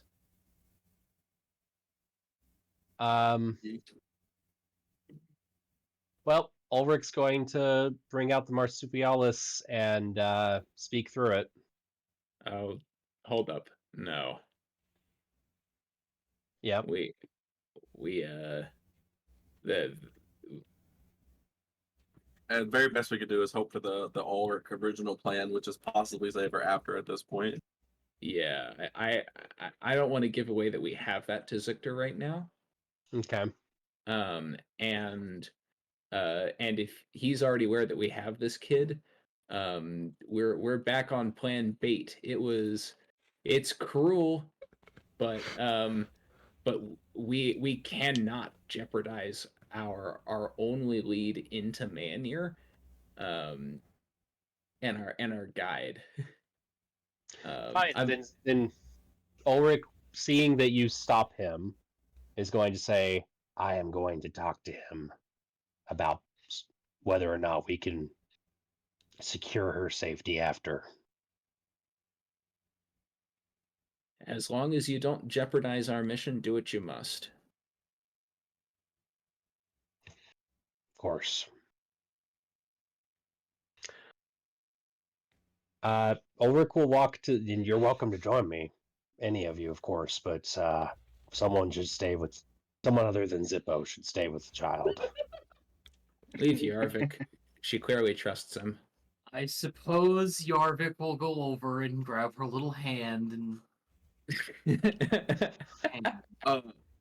While this is happening, Zippo's gonna pull out some water and do like the ice figurines he normally does. But, can you do that anymore? I thought you couldn't. Yeah, I have shape. I picked it up when I leveled up. Okay, you picked it up. Yeah, it was like you can get one more cantrip. I'm like, I gotta get it back. Okay. So I'm going to kind of in like the best possible way I can with shape water. I'm going to try to explain the ice version of her, and then transform it into ice version of a dog or whatever medium-sized, whatever creature I'm turning her into. Like I guess the best example would be like a small horse. It's like the best way I can think to tell her, hey, this is what's going to happen with the ice. Okay.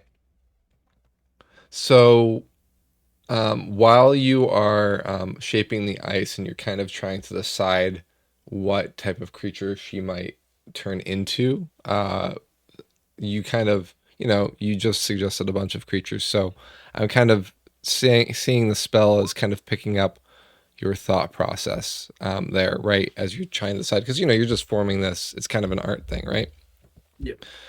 So you make the shape of the girl as roughly as you can with such a spell, and then as you're kind of imagining what creature she would be, your brain kind of goes to your dog, and then you quickly like change your mind so that she turns into a dog, and then she quickly changes into a small horse, and then a deer, and as you're kind of trying to decide on the creature. Perfect. Yeah, he definitely didn't have a set idea of what to transform her into. Right. So he was just kind of going through the motions, like what would make the most sense here. Yeah. Okay. So Ulrich begins walking towards Zictor. Zictor, seeing the resolute steps of Ulrich, moves forward to join, to meet him, putting a little bit more distance between the cart and the group, or where he was. Yeah. Yes. Victor, we are in a delicate situation. And, I mean, you're savvy. You know what's going on, I'm sure. By the look on your face, you do not have the stomach to trade a life. Well, Well- doesn't. No, I want to understand what is going to happen. Because when we discussed this, you indicated that I could be injured. Yes. That means that is not a guarantee, and that I should, in theory, come out of this alive on the other side of it. In theory, yes. If this child were to be polymorphed into a creature and came out alive, do you have care of what happens to the child? What marking does she bear? A marking I do not know. Well, it is important. I'm sure it is. Let's say it's the marking that you care about. Then she would need to be returned with us. And if she escaped while you slept?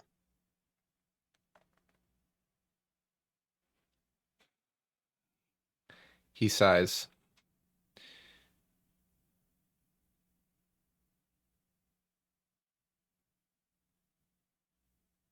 Look. Call me a fool, call me, I don't know, sentimental, I guess.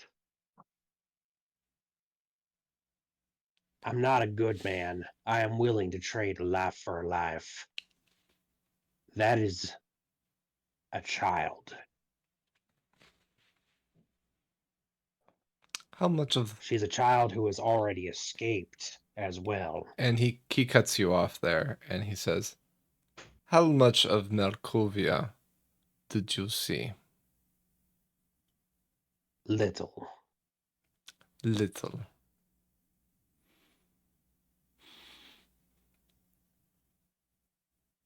Ulrich, what do you expect to see in Mayenia? I am no fool, Zictor. I cannot save every goddamn person inside of your hell-forsaken land. I know that. This is one child. So I ask you, what does it matter if one of your children does not get back? If you want to play that game of, hey, there are millions of enslaved humans around here, then what the fuck does it matter? I was more posing. Will you be able to walk through a city that is teeming with stories such as this? Of course I'll be able to, because that is a moment where I cannot make a difference. This is the moment where I'm deciding whether I want to get to your little shitty city Ulrich, fast or not. you I want to be must clear keep your about that. voice quiet. I apologize. But you understand that this is a question of whether we fix your cart and move a little faster. or we walk. This isn't a question of if I make the wrong move, I'm going to die. That's the difference here. And I'm sorry, Zictor, I'm not angry about you here. Frankly, I'm angry towards you, Roger, because you and I, we're cut from the same cloth. Okay? We are. Why I understand that I may be a little softer in some respects than you, but all at the end of the day, I break kneecaps, I slit throats, I do everything that I need to do, just like you. And I haven't batted many, too much at that. We're going to go into an area which is going to have tons of these situations. And I understand that we're going to have to really just let that happen because there's nothing we can do about it. We're not going to be able to suddenly change the situation. I'm angry right now because this is one situation in the middle of fucking nowhere where this kid can maybe get away. Where would she go if you let her? Shh. This wave would not survive in this environment, as you put it, this god-forsaken plane of existence.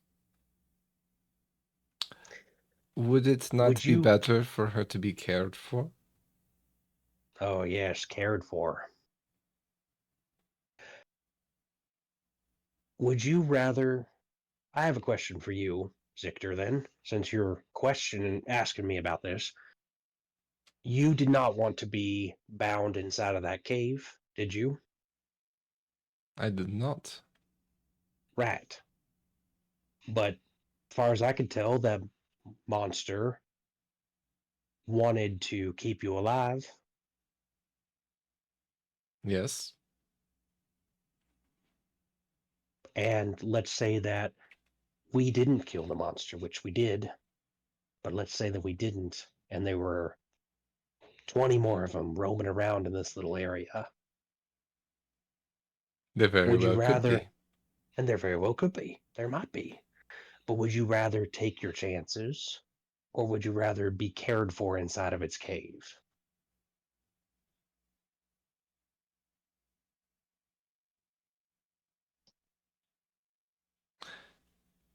While I made the bargain with you to survive, there is honor in death as well. I, after all, am among them that is dead. Myself.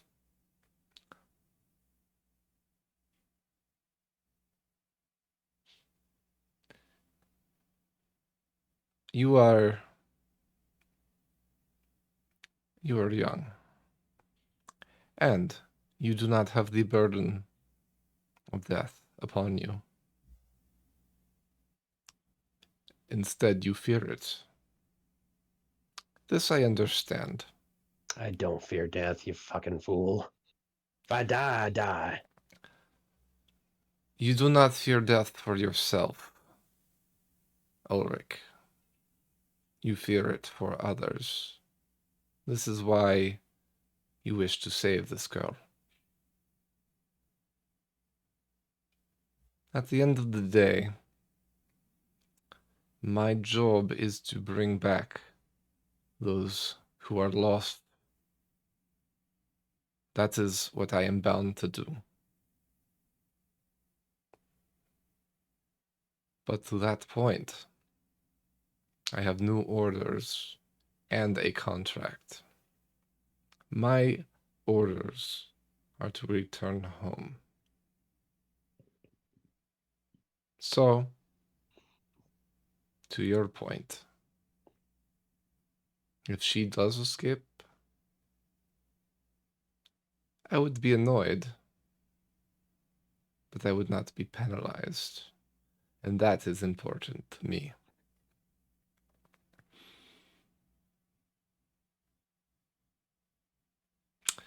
We are bedfellows. For better or worse, we have made a bed together. So, if what you require is for this one to escape, he shrugs. But I cannot see how you are doing her a favor.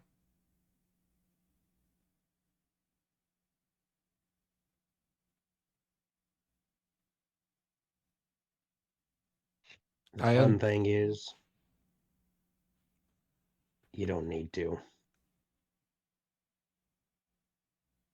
As you said, we're bedfellows. We don't need to understand one another.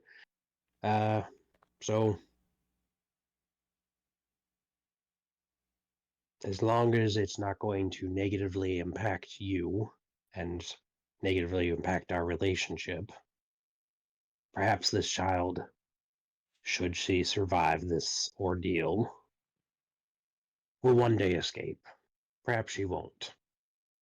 So it shall be.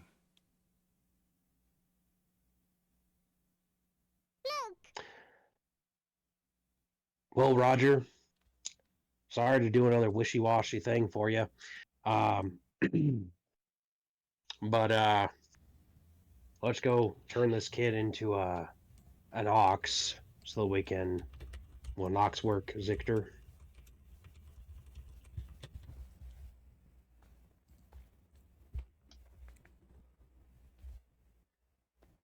Victor collects himself and looks around at the group and he says, okay. So I have prepared a circle for Bartholomew.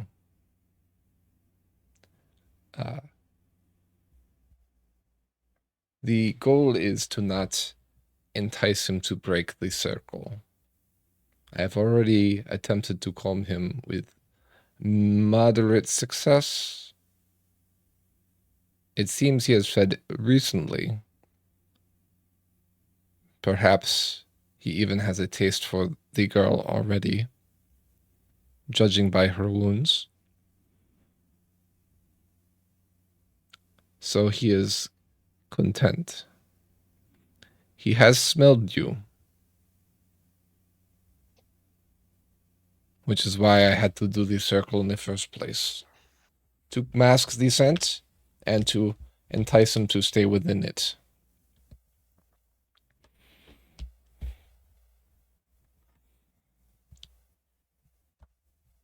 So, the goal is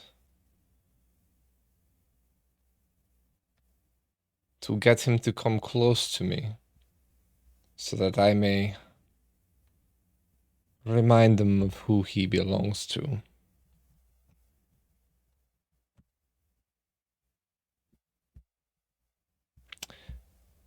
That is where the polymorph would come in. We shall bring the creature into the circle. I will stand on the edge so that when Bartholomew approaches, I may draw close.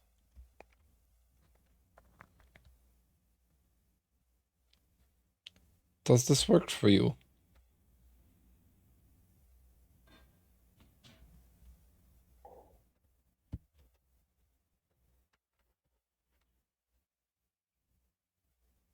Anyone can have an issue with it. It's about as good as we're going to get under the circumstances. I think Like, it's creatures going to wanting have to. enter into- Yes, this should be fine in this circumstance for this purpose. Okay. Well, shall we get to work?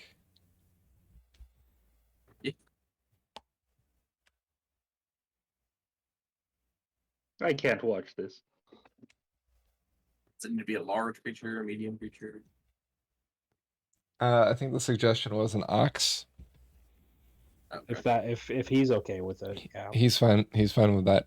He doesn't really Um, care what type of creature it is. Well, if we're going large and this is just kind of like, I feel like Zippo's probably not seen an ox that often, Right. so this is just kind of like a question for the DM, I guess. I seen the were tiger version of what the guy in the crazy cave. Yeah, Perrin. you're talking about Piran, Yeah, Perrin. Yeah, I seen his tiger form, right? his lion form. Yes, Oh, it was a lion. I thought it was a tiger. it's a lion. Oh, okay. Could have been a bear. Thought it was a bear. Remember his yeah. his wild hair was blonde, almost white, and it turned into his white mane as he turned into a lion. Ah, okay. Gotcha. Just thinking, Zippo would, if he's thinking large creature, he's probably going to think of that first over ox. Just instinctually. A lion. Yeah. Yeah, I don't know what the rest of the party would like Zippo if you like have a suggestion otherwise. But like if it's just going off base instinct for Zippo, he thinks large creature, he's gonna think of that because that's the most recent memory of a creature other than like a flying one that could, you know, get away or something like that. You also remember that Zictor had directed a creature about your size, your or Yarvik's size. Yeah. Oh, okay, something smaller. Okay. I think part of this is we want her to be vigorous. Ulrich is going to say, "Look, this is already a shit show. I'm not sure if this will work, but if I were to, she's going to want to run when she sees the cart. I think before we polymorph for her, I'm not sure. I think that if I were to hold person on her, even though she's no longer a person when she's polymorphed, the condition of being paralyzed would already be there. I feel like it might carry over if I continue to concentrate."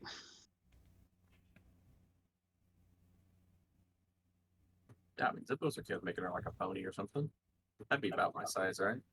Can you Or is a pony still polymorph big? her into me? Says Yarvik. No. No, I don't think I can. That would be Not in fifth edition, yeah, unfortunately. polymorph is it's not for yeah, it's not like a doppelganger spell. It's polymorph is for an animal, not even a magical animal. Were there any smaller dinosaurs we saw on our travels? There are definitely big ones, but any little raptor guys? I mean, Zippo's definitely not doing, you know, a dog because too close to Brunhild, but he can for sure turn her into a pony or a fox. Would a Or goat a suit jackal. the size requirement? It's medium. That's why I was thinking, like out of character. That's why I was thinking pony. Because it'd be, I mean, I could be imagining, but I imagine pony is smallish, like mine and Yarvik size. It's it's classed as a medium, but I imagine pony would be small. Or Yeah. not, you know. But if we want to do like something just straight small, I could do like an octopus. I don't know if Zippo's seen one of them yet. Or a centipede, or an eagle. Like, North American house hippo. what is it? North American house hippo. Yeah, Zippo will go over to the girl. Well, he's probably still standing there, you know, doing the ice thing. So he just kind of like drop the water, and then cast polymorph and try to transform her into a pony. Polymorph needs to be a willing creature, right? No, they can make it safe. Okay. Yeah.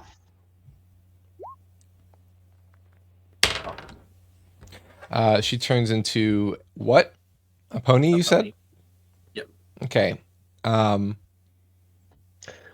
can can I try the? Like I said, it's monstrous and I hate it, but Ulrich fully anticipates she's not going to willingly go up towards the mimic.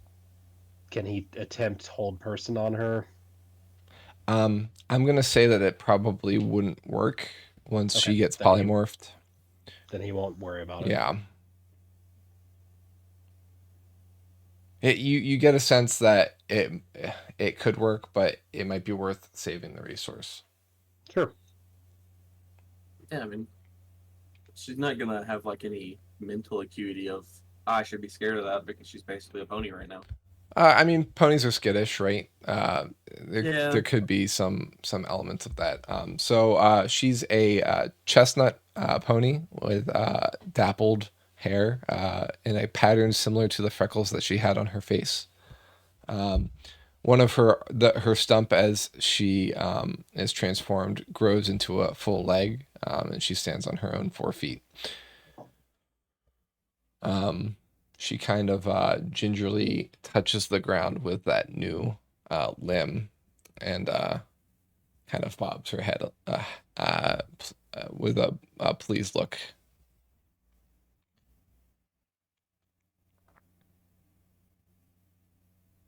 Get this thing going. Or you're stronger than me, so. Yep. He leads her. Okay, so you're leading her toward Bartholomew. Yep. Okay. Zictor instructs you to hand her to him. Okay. I would advise to stay back so I do not have to kill. Noted. Okay, here we go. And he rubs his hands together and waves his hand over the horse, and the horse kind of stiffens up, and he says, "Let us approach." And the pony obediently walks forward with him in lockstep, matching his foot pace exactly. Zictor seems to have charmed the horse.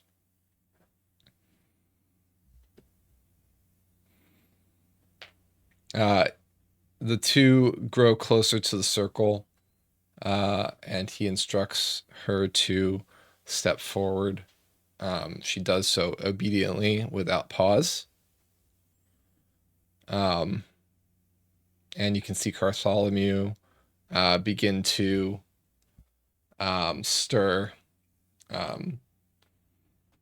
It seems like he kind of shrugs and puts himself together, rolling what could be shoulders as he turns into a full looking cart with he kind of inflates himself so it looks like the canvas of the carriage itself is drawn and arched.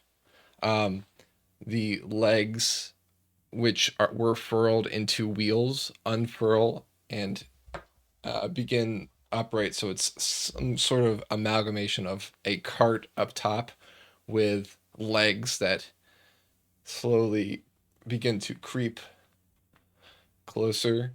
And then realizing that the horse is not moving or and is watching him, the Bartholomew gets a little bolder and kind of slither walks closer, kind of bellowing a bit with pleasure from its canvassed carapace, and opens its mouth, and you can see a ribbed interior of the mouth, which is the entirety of that caravan. It looks like it's reinforced in an arch.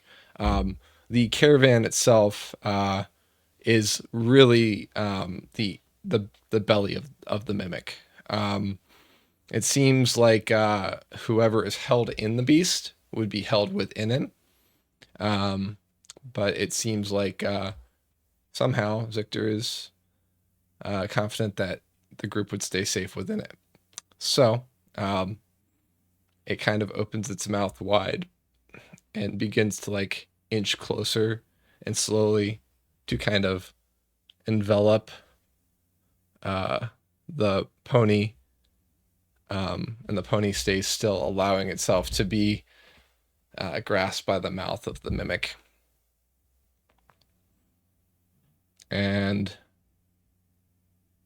Zictor grabs the beast by its neck, and just before it closes its mouth, and the beast freezes, and he runs another hand along its spine, the top of the caravan, twice, 3 times. And that song is back that he was singing earlier, that early eerie song in a language that you don't understand, at times whistling. And the mimic begins to sway in rhythm and slowly backs away from the pony.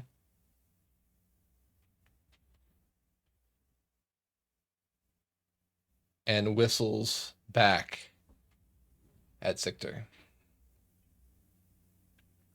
Its eyes that run along the sides of the caravan begin glowing with the same color of Zictor's eyes, a golden color instead of the red, while it was feral.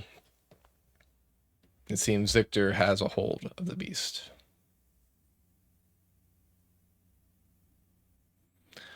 You may go. And the pony kind of shakes its head, sees the creature, and runs in the other direction toward the group.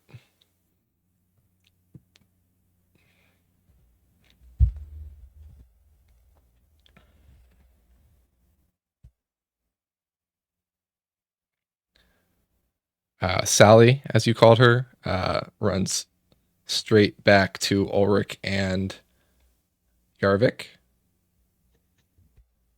and kind of hides behind the both of you. She's still acting like a horse, but it seems like as a horse, she still finds you both to be the most familiar. Do we drop the pill now, or?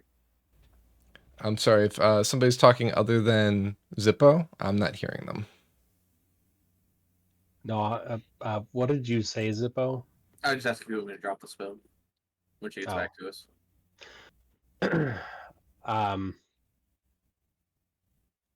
Is it all set then, Zictor? Do you need the child any longer? I do not. We are good.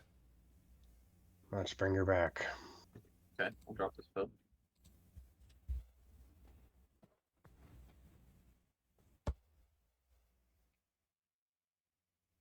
Release the polymorph. Okay. Sally was already hiding behind the two of you. She continues to do so now.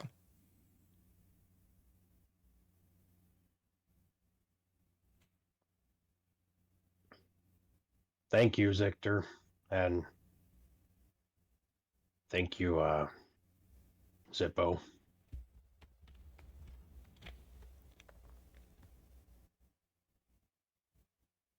Yeah, just let me know when you need it again. I got a couple more good spell slots. Yep. One of them is a disintegrate if you do happen to need that. I'm not saying for this use. I'm just saying I haven't got the duty yet. That would technically free her.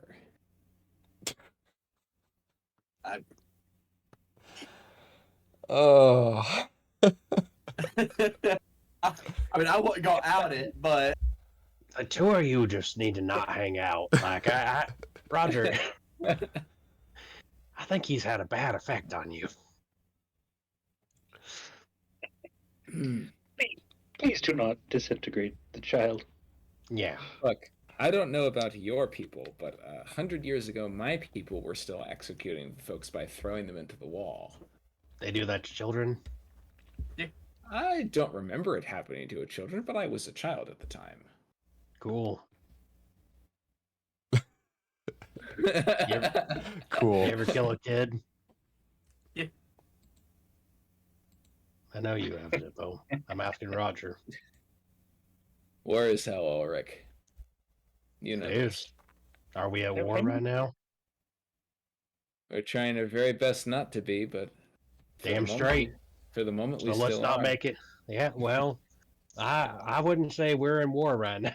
I would say there is a war elsewhere. We're not in war here. I will sacrifice as many individuals as it takes for us to secure this peace. Yeah, peace is cool. I just wanna get to the point where I can punch that demon in the face No, with No. magic. no single child, not even a single village, is worth the lives of all of Seregen and all of Relic. I think, yeah, I hear you, and I do agree with you. I think it's just a question of, when do you have to make that choice rather than the choice is always sacrifice. But anyway, I appreciate everyone's flexibility on this. Sally, and I'm sorry if I can go through a list of names if you'd like. Would that help? She Or shrugs. don't you have greater restoration? That's not gonna fix that issue. Which issue? There's so many. Yeah. In the ring, I do not have a way to restore her speech or replace her arm. That's much higher magic than I think I'm maybe ever going to be capable of. Yeah, I thought that's what was something else. My bad.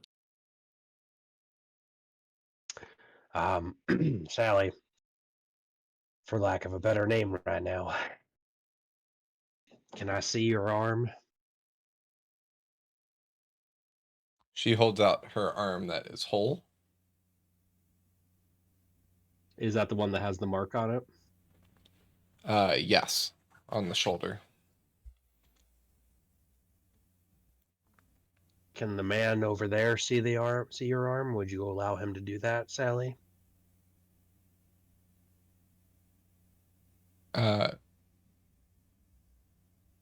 You're talking about Zictor?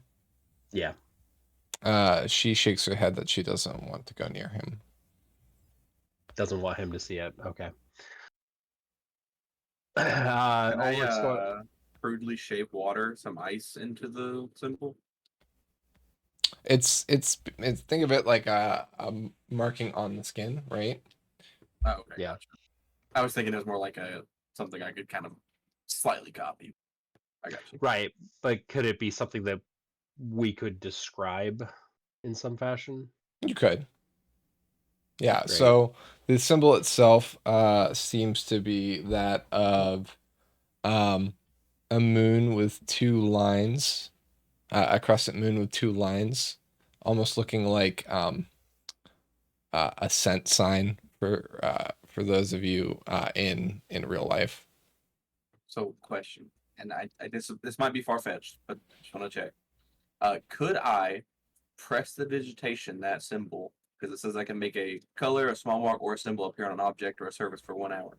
Could I press the vegetation that symbol on just like Ulrich's shield for a minute just to get it over there so that he could see it? Yeah, I mean, you could. Okay, I'll do that. Because I'm Great. not very good at drawing or describing things.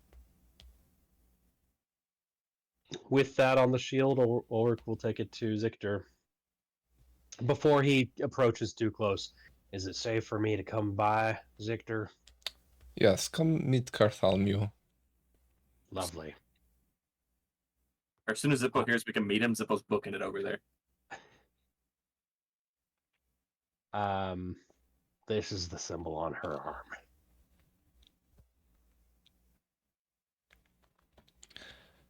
Costello. Is that the symbol that you're concerned with? It is. It is. I mean, any of the barons that are north are those that I am charged with bringing back the quarry of. Costello is the closest south before Freehold on this side of the waste. He is his domain we would be passing through to get to Mayanir. I see. So technically, she would be in your charge. I am a northern outrider. This is outside of my normal charge. If I were to encounter her on the road, I would be able to secure some niceties for returning her to him. But I am not required by charge. So you Very get no good. negative effects. Correct. Also, can I pet Cartholomew? I would give it a little bit. Let me prepare you prior to you interacting too closely. Lest Okay, he. let me know when I can. I'm very excited. Of course, I shall mark you with the oils in these flasks, and then you will not be palatable for our friend. Zippo is visibly excited.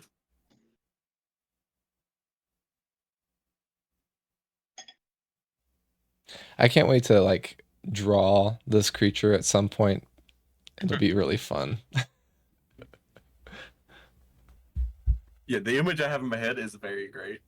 Yeah, it's probably better that it's in our heads instead of it like actually enumerated. It's perfect either way. All right, so that being said, what now?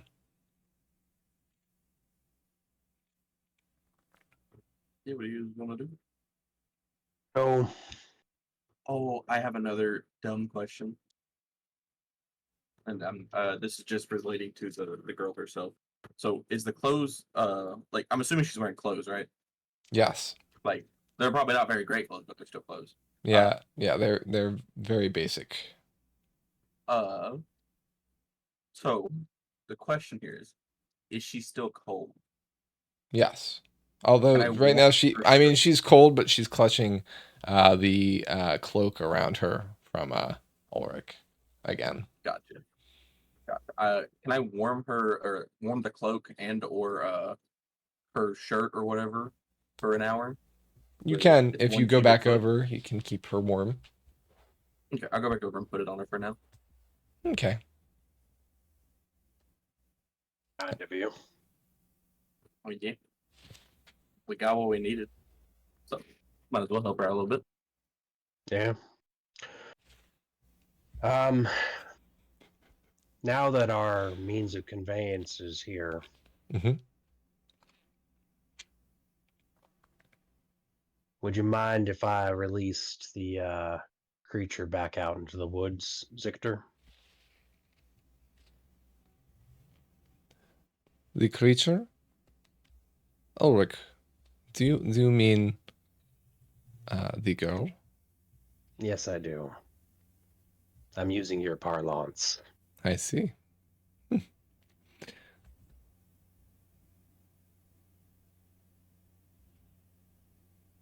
Do with her what you wish.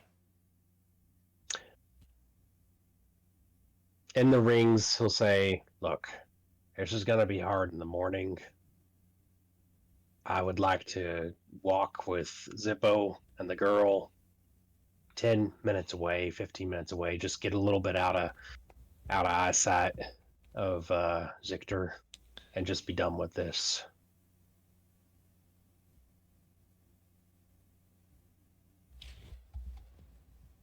Anyone We have can do an? it now if you want. That's what I'm saying. We do it Oh now. yeah. Like, does anyone have any issue with that?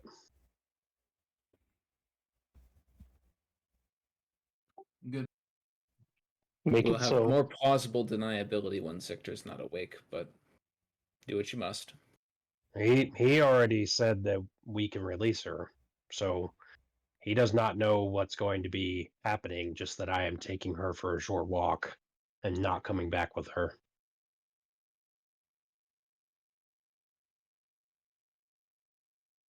Or do you mean plausible deniability should this Costello figure ask what happened to the kid?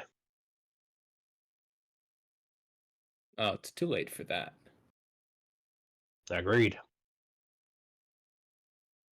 Yeah, we'll get it done with I now. meant, I mean more that there are more ways we could have ensured her escape with more time available to us, so that he cannot narrow down on the exact method. I mean, we have the time in that case. If you want to try and have her get inside the wagon that was presumably munching on her, we can do that. Oh, eh. No, that will be too much trouble. Yeah, I just felt like that was a greater burden Cruelty. upon her. Yeah, cruelty. So, Indeed. all right, Zippo, the child, and I are going to be taking a small walk, Zictor. Zippo and I will return.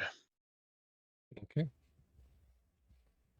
And we walk 15 minutes or so. Once like we get behind a bend where, I mean, I don't know, vampires can do any number of things, but where I feel like if it was broad daylight, I still wouldn't be able to see him and he wouldn't necessarily be able to see Right. me. And I mean, you also have the benefit of the rings, and you can ask the group what Zictor's doing when you're at a certain point, right? So Exactly. that helps.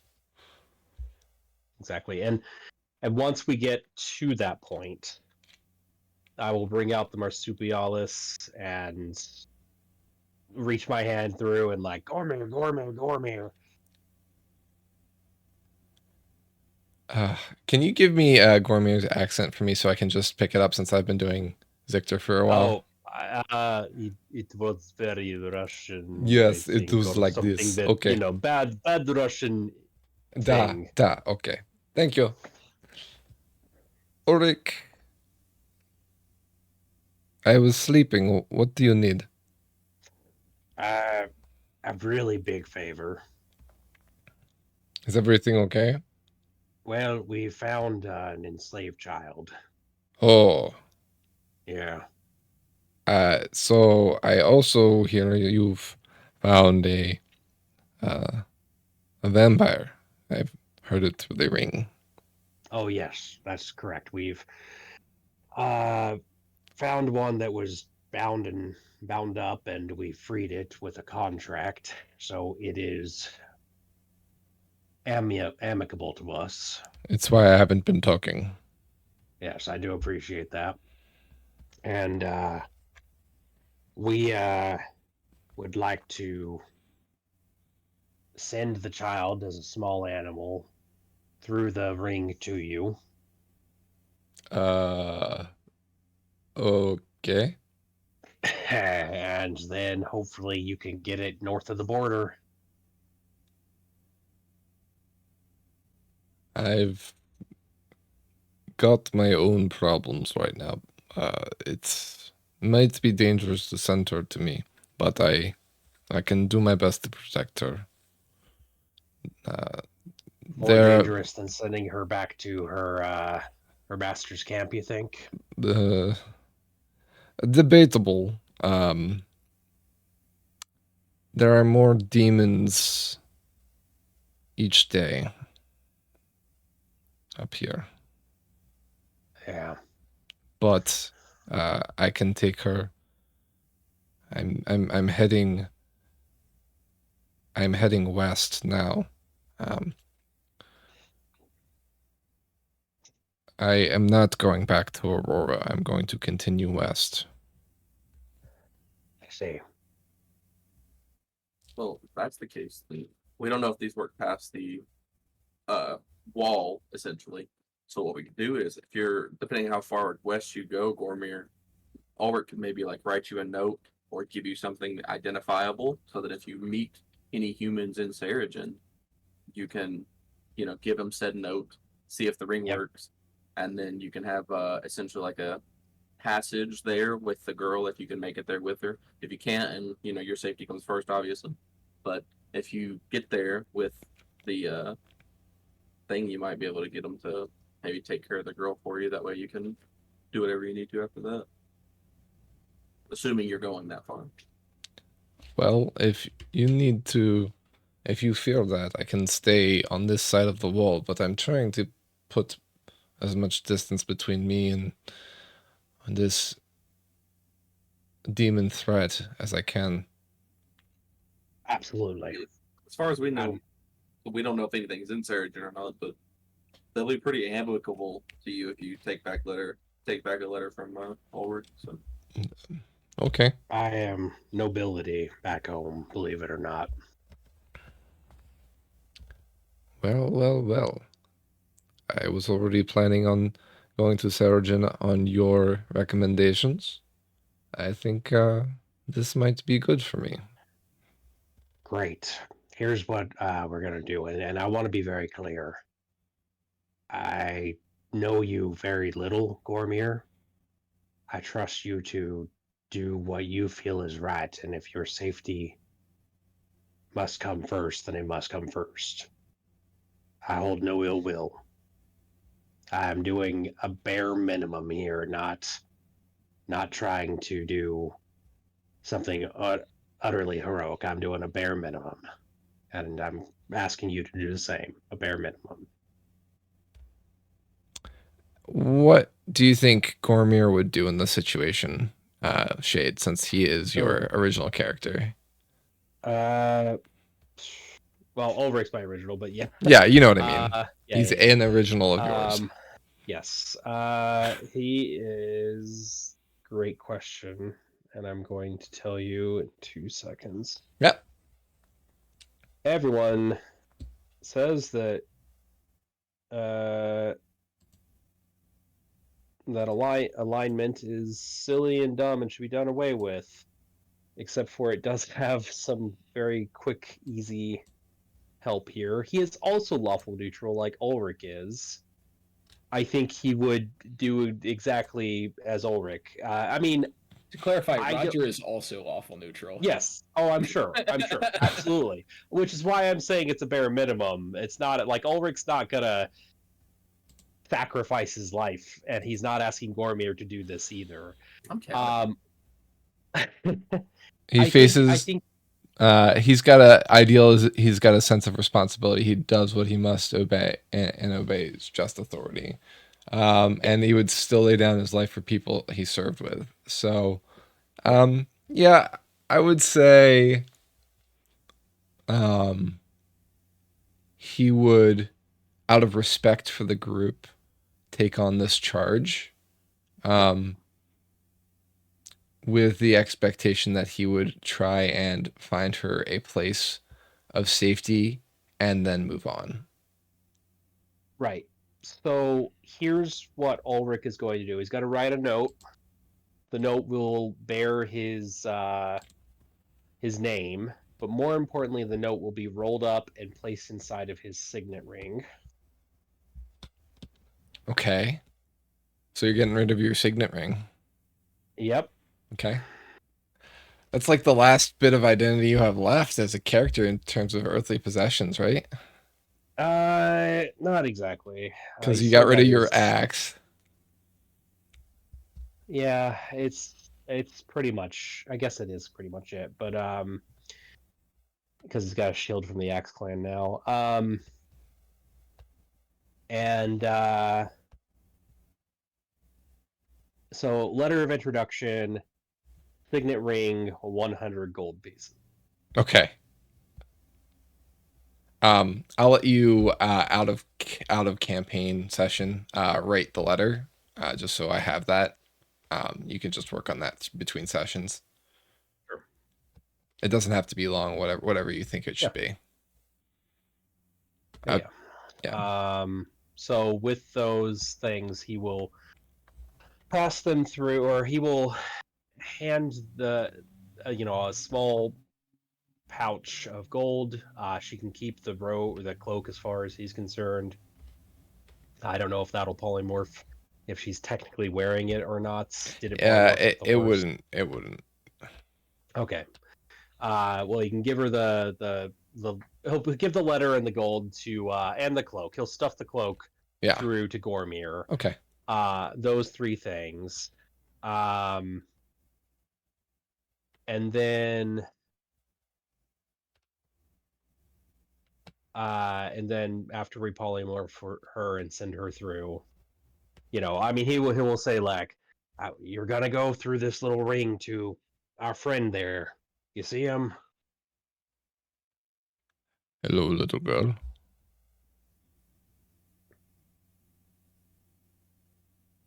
And she peers through the circle, and kind of her eyes widen, like what's she like, with like amazement. You're gonna go through there. You're gonna go with him. He's gonna take you back to my land, and hopefully you'll eventually end up in my estate.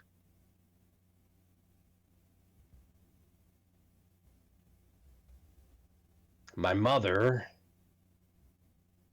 should hopefully see to your care.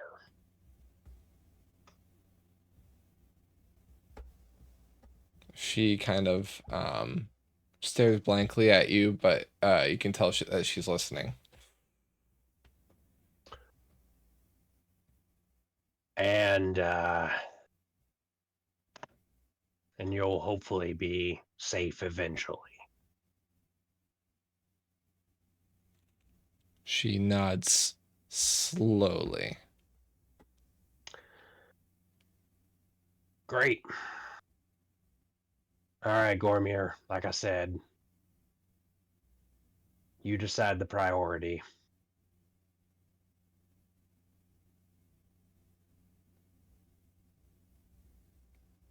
Zippo, what are you turning her into? I'll turn it into a rat. I think it might be I think it's the smallest thing I can make. Okay.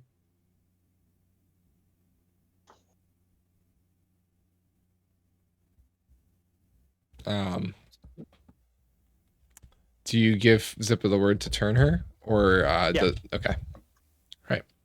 Well, like I don't think that we need to wait. Yeah. She turns into a brown rat with a pale tail. She kind of hangs on to Zippo's arm as she transforms. So she's kind of crawling up his arm.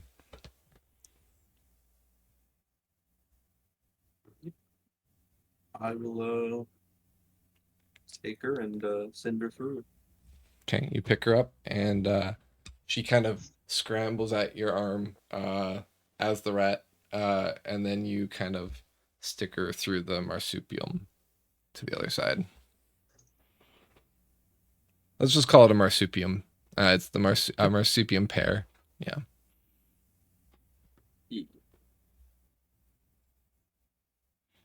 And then once Dormir confirms he's got her on the other side, I'll release the polymorph.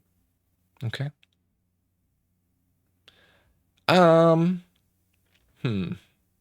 Yeah. Okay. Yeah, I just had to think about something for a second. Yep. You release the polymorph, and she is there on the other side with Gormir. I've got her. All right. Bye, Sally. Don't forget, Gormir, if you're in trouble, I really do want to see if I can cast Fireball through this. Yep. Let us know. How without alerting him? Use your judgments. Yeah, it's like if it's a life or death thing. Yeah. I don't mind alerting him if it's in order to save your life, Gormir. We're best buds. Okay. I will let you know when I am close to the wall too, because at that point we will have to see if we will maintain a connection or not. During daylight, I would say, if you can. Smart. Okay.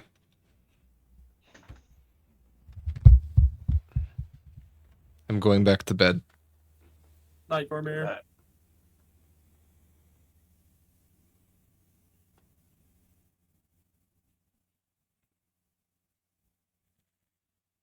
All right. Sally delivered. Sally has been fourthed, I should say. Yeah. Dropped her off at preschool, you know. Uncle Gormir. Or Teacher Gormir, actually. Professor Gormir?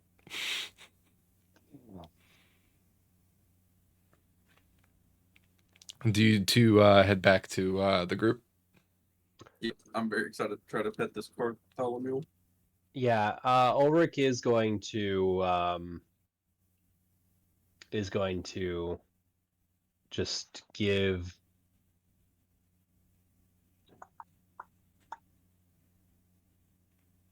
I do still have a scroll of pedigree, I will say, for what it's worth. Okay. Ulrich's gonna give I guess just a pat on the back to Zippo and just say I really appreciate that. I will return the favor. That's fine. We got what we needed. No need to keep Yep. her around for being harm's way whenever we don't have to. Agreed. For the record, though, she was, and I think at this point it's in the rings for everyone. We turned her into a rat and set her off into the wild. She'll have a little time to maybe burrow somewhere safe.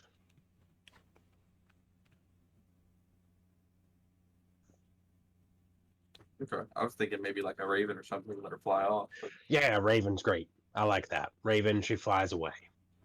Wait, was it a rat or a raven? It was a raven. That's the story. Zippo have the better of it. Ah,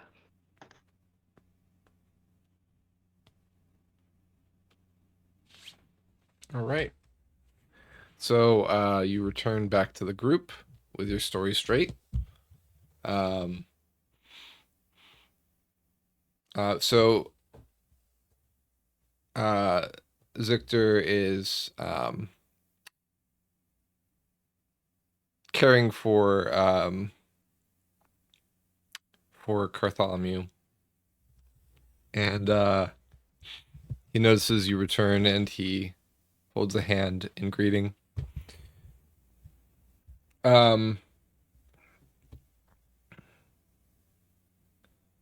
We shall travel soon, but before I do, since daylight approaches in a few hours, and I have been trapped for some time, I believe it is time for me to find sustenance. I shall hunt south in light of your release of quarry to the north. That's very kind. May I offer blood to you? No, you may not. that'd be counting as harming. That would break the contract. Of course it would. Even if it was in a cup and I healed myself after letting. No harm. That would count as indirectly allowing harm to come to you. Yep. You're like that we basically have you. it. I love this though. You trying to figure out the edges of the contract is basically like offering to kill him over and over again. Yeah, you know. Whenever he says he's gonna go hunt, I was like, "Are you taking Bartholomew with you?" Zippo said. To clarify, the contract does say that we are allowed to attempt to kill or destroy him if he provides us express permission to do so. Yeah. It certainly would be well within our rights to ask every once in a while.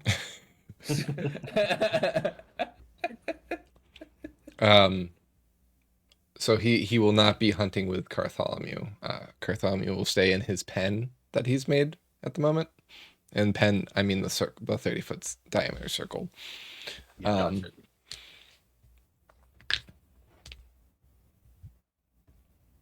He basically instructs the group to stay away from the circle until he returns, just in case Bartholomew gets too excited. Since they don't have the oil on, you don't have the oil on at the moment, so you are currently palatable. Gotcha. Okay. Making sure that everybody is good with those instructions, he bursts into a cloud of bats and flies south.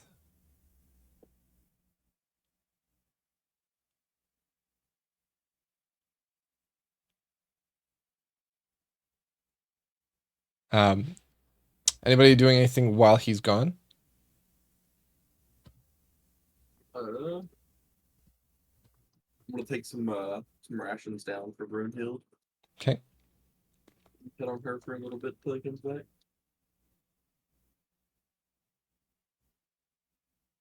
Yeah, Belzian's gonna sketch a little crude picture of Bartholomew in his journal.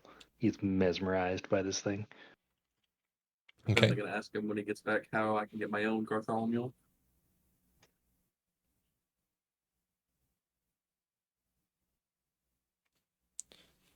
Jorvik? Yarvik is just contemplating the nature of the universe. Roger Ulrich?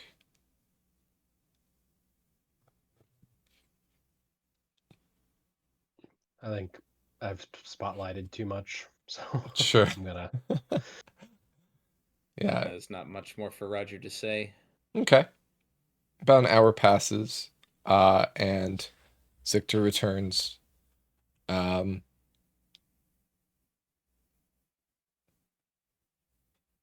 He doesn't describe how the hunt went, but you can ask if you'd like. But what I will say is, well, I would like to congratulate all of you because we have secured our mount, my trusty steed. We should be in Mayenir quite soon. Heck yeah. Excellent.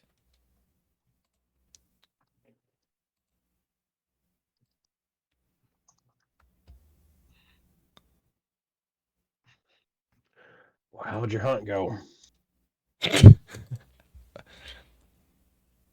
went. Junk food. I'm sorry that I can't just offer for you. So while we're on the topic of your mount, is there a way I can get a Bartholomew?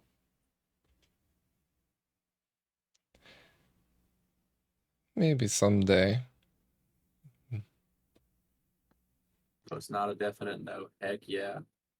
I'm gonna ride in on a Bartholomew with an army of Draco Liches and dragons. This is the greatest thing ever. I will say that they have an affinity to listen to members of the race of vampires. So you would have to do much convincing, but I will not say it is impossible. I have seen many impossible things in my life anyway. So Can I convince them with violence? I do not know. That might be my only way. I mean, I can try to persuade, but I'm not too good at it. Well, I'm good at it, but I'm better at violence.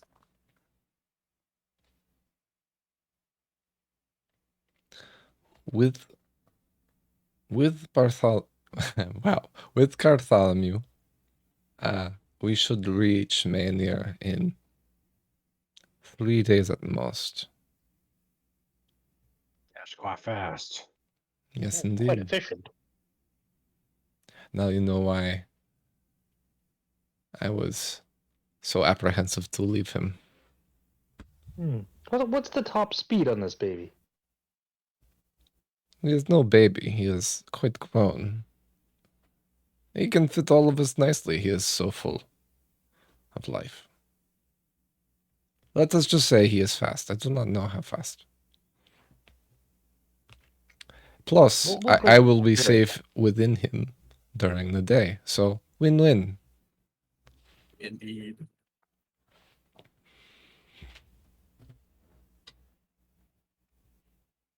Well, So is gonna pull out his notebook and he's gonna write down like he's got a new page after all the drawings and it says shopping list Bartholomew / Dracoliches.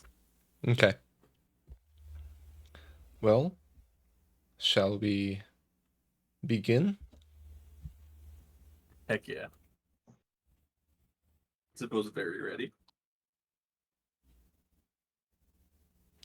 And that's where Do we're going to we end. just- Okay, like, are we just gonna go in that thing? I guess.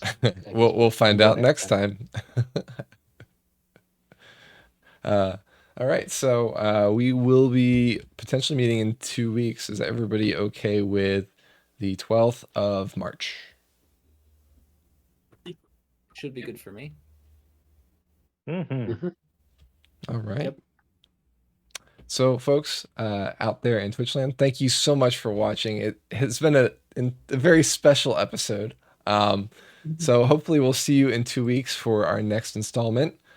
We meet every other Tuesday, 7 p.m. Eastern Standard Time ish. Usually we get started about 7:30. We try and get in as soon as we can after we all meet it up. So that being said, we are going to end it here, but we will see y'all next time. And in the meantime, be safe, be well, be excellent. Bye. Bye. Yeah.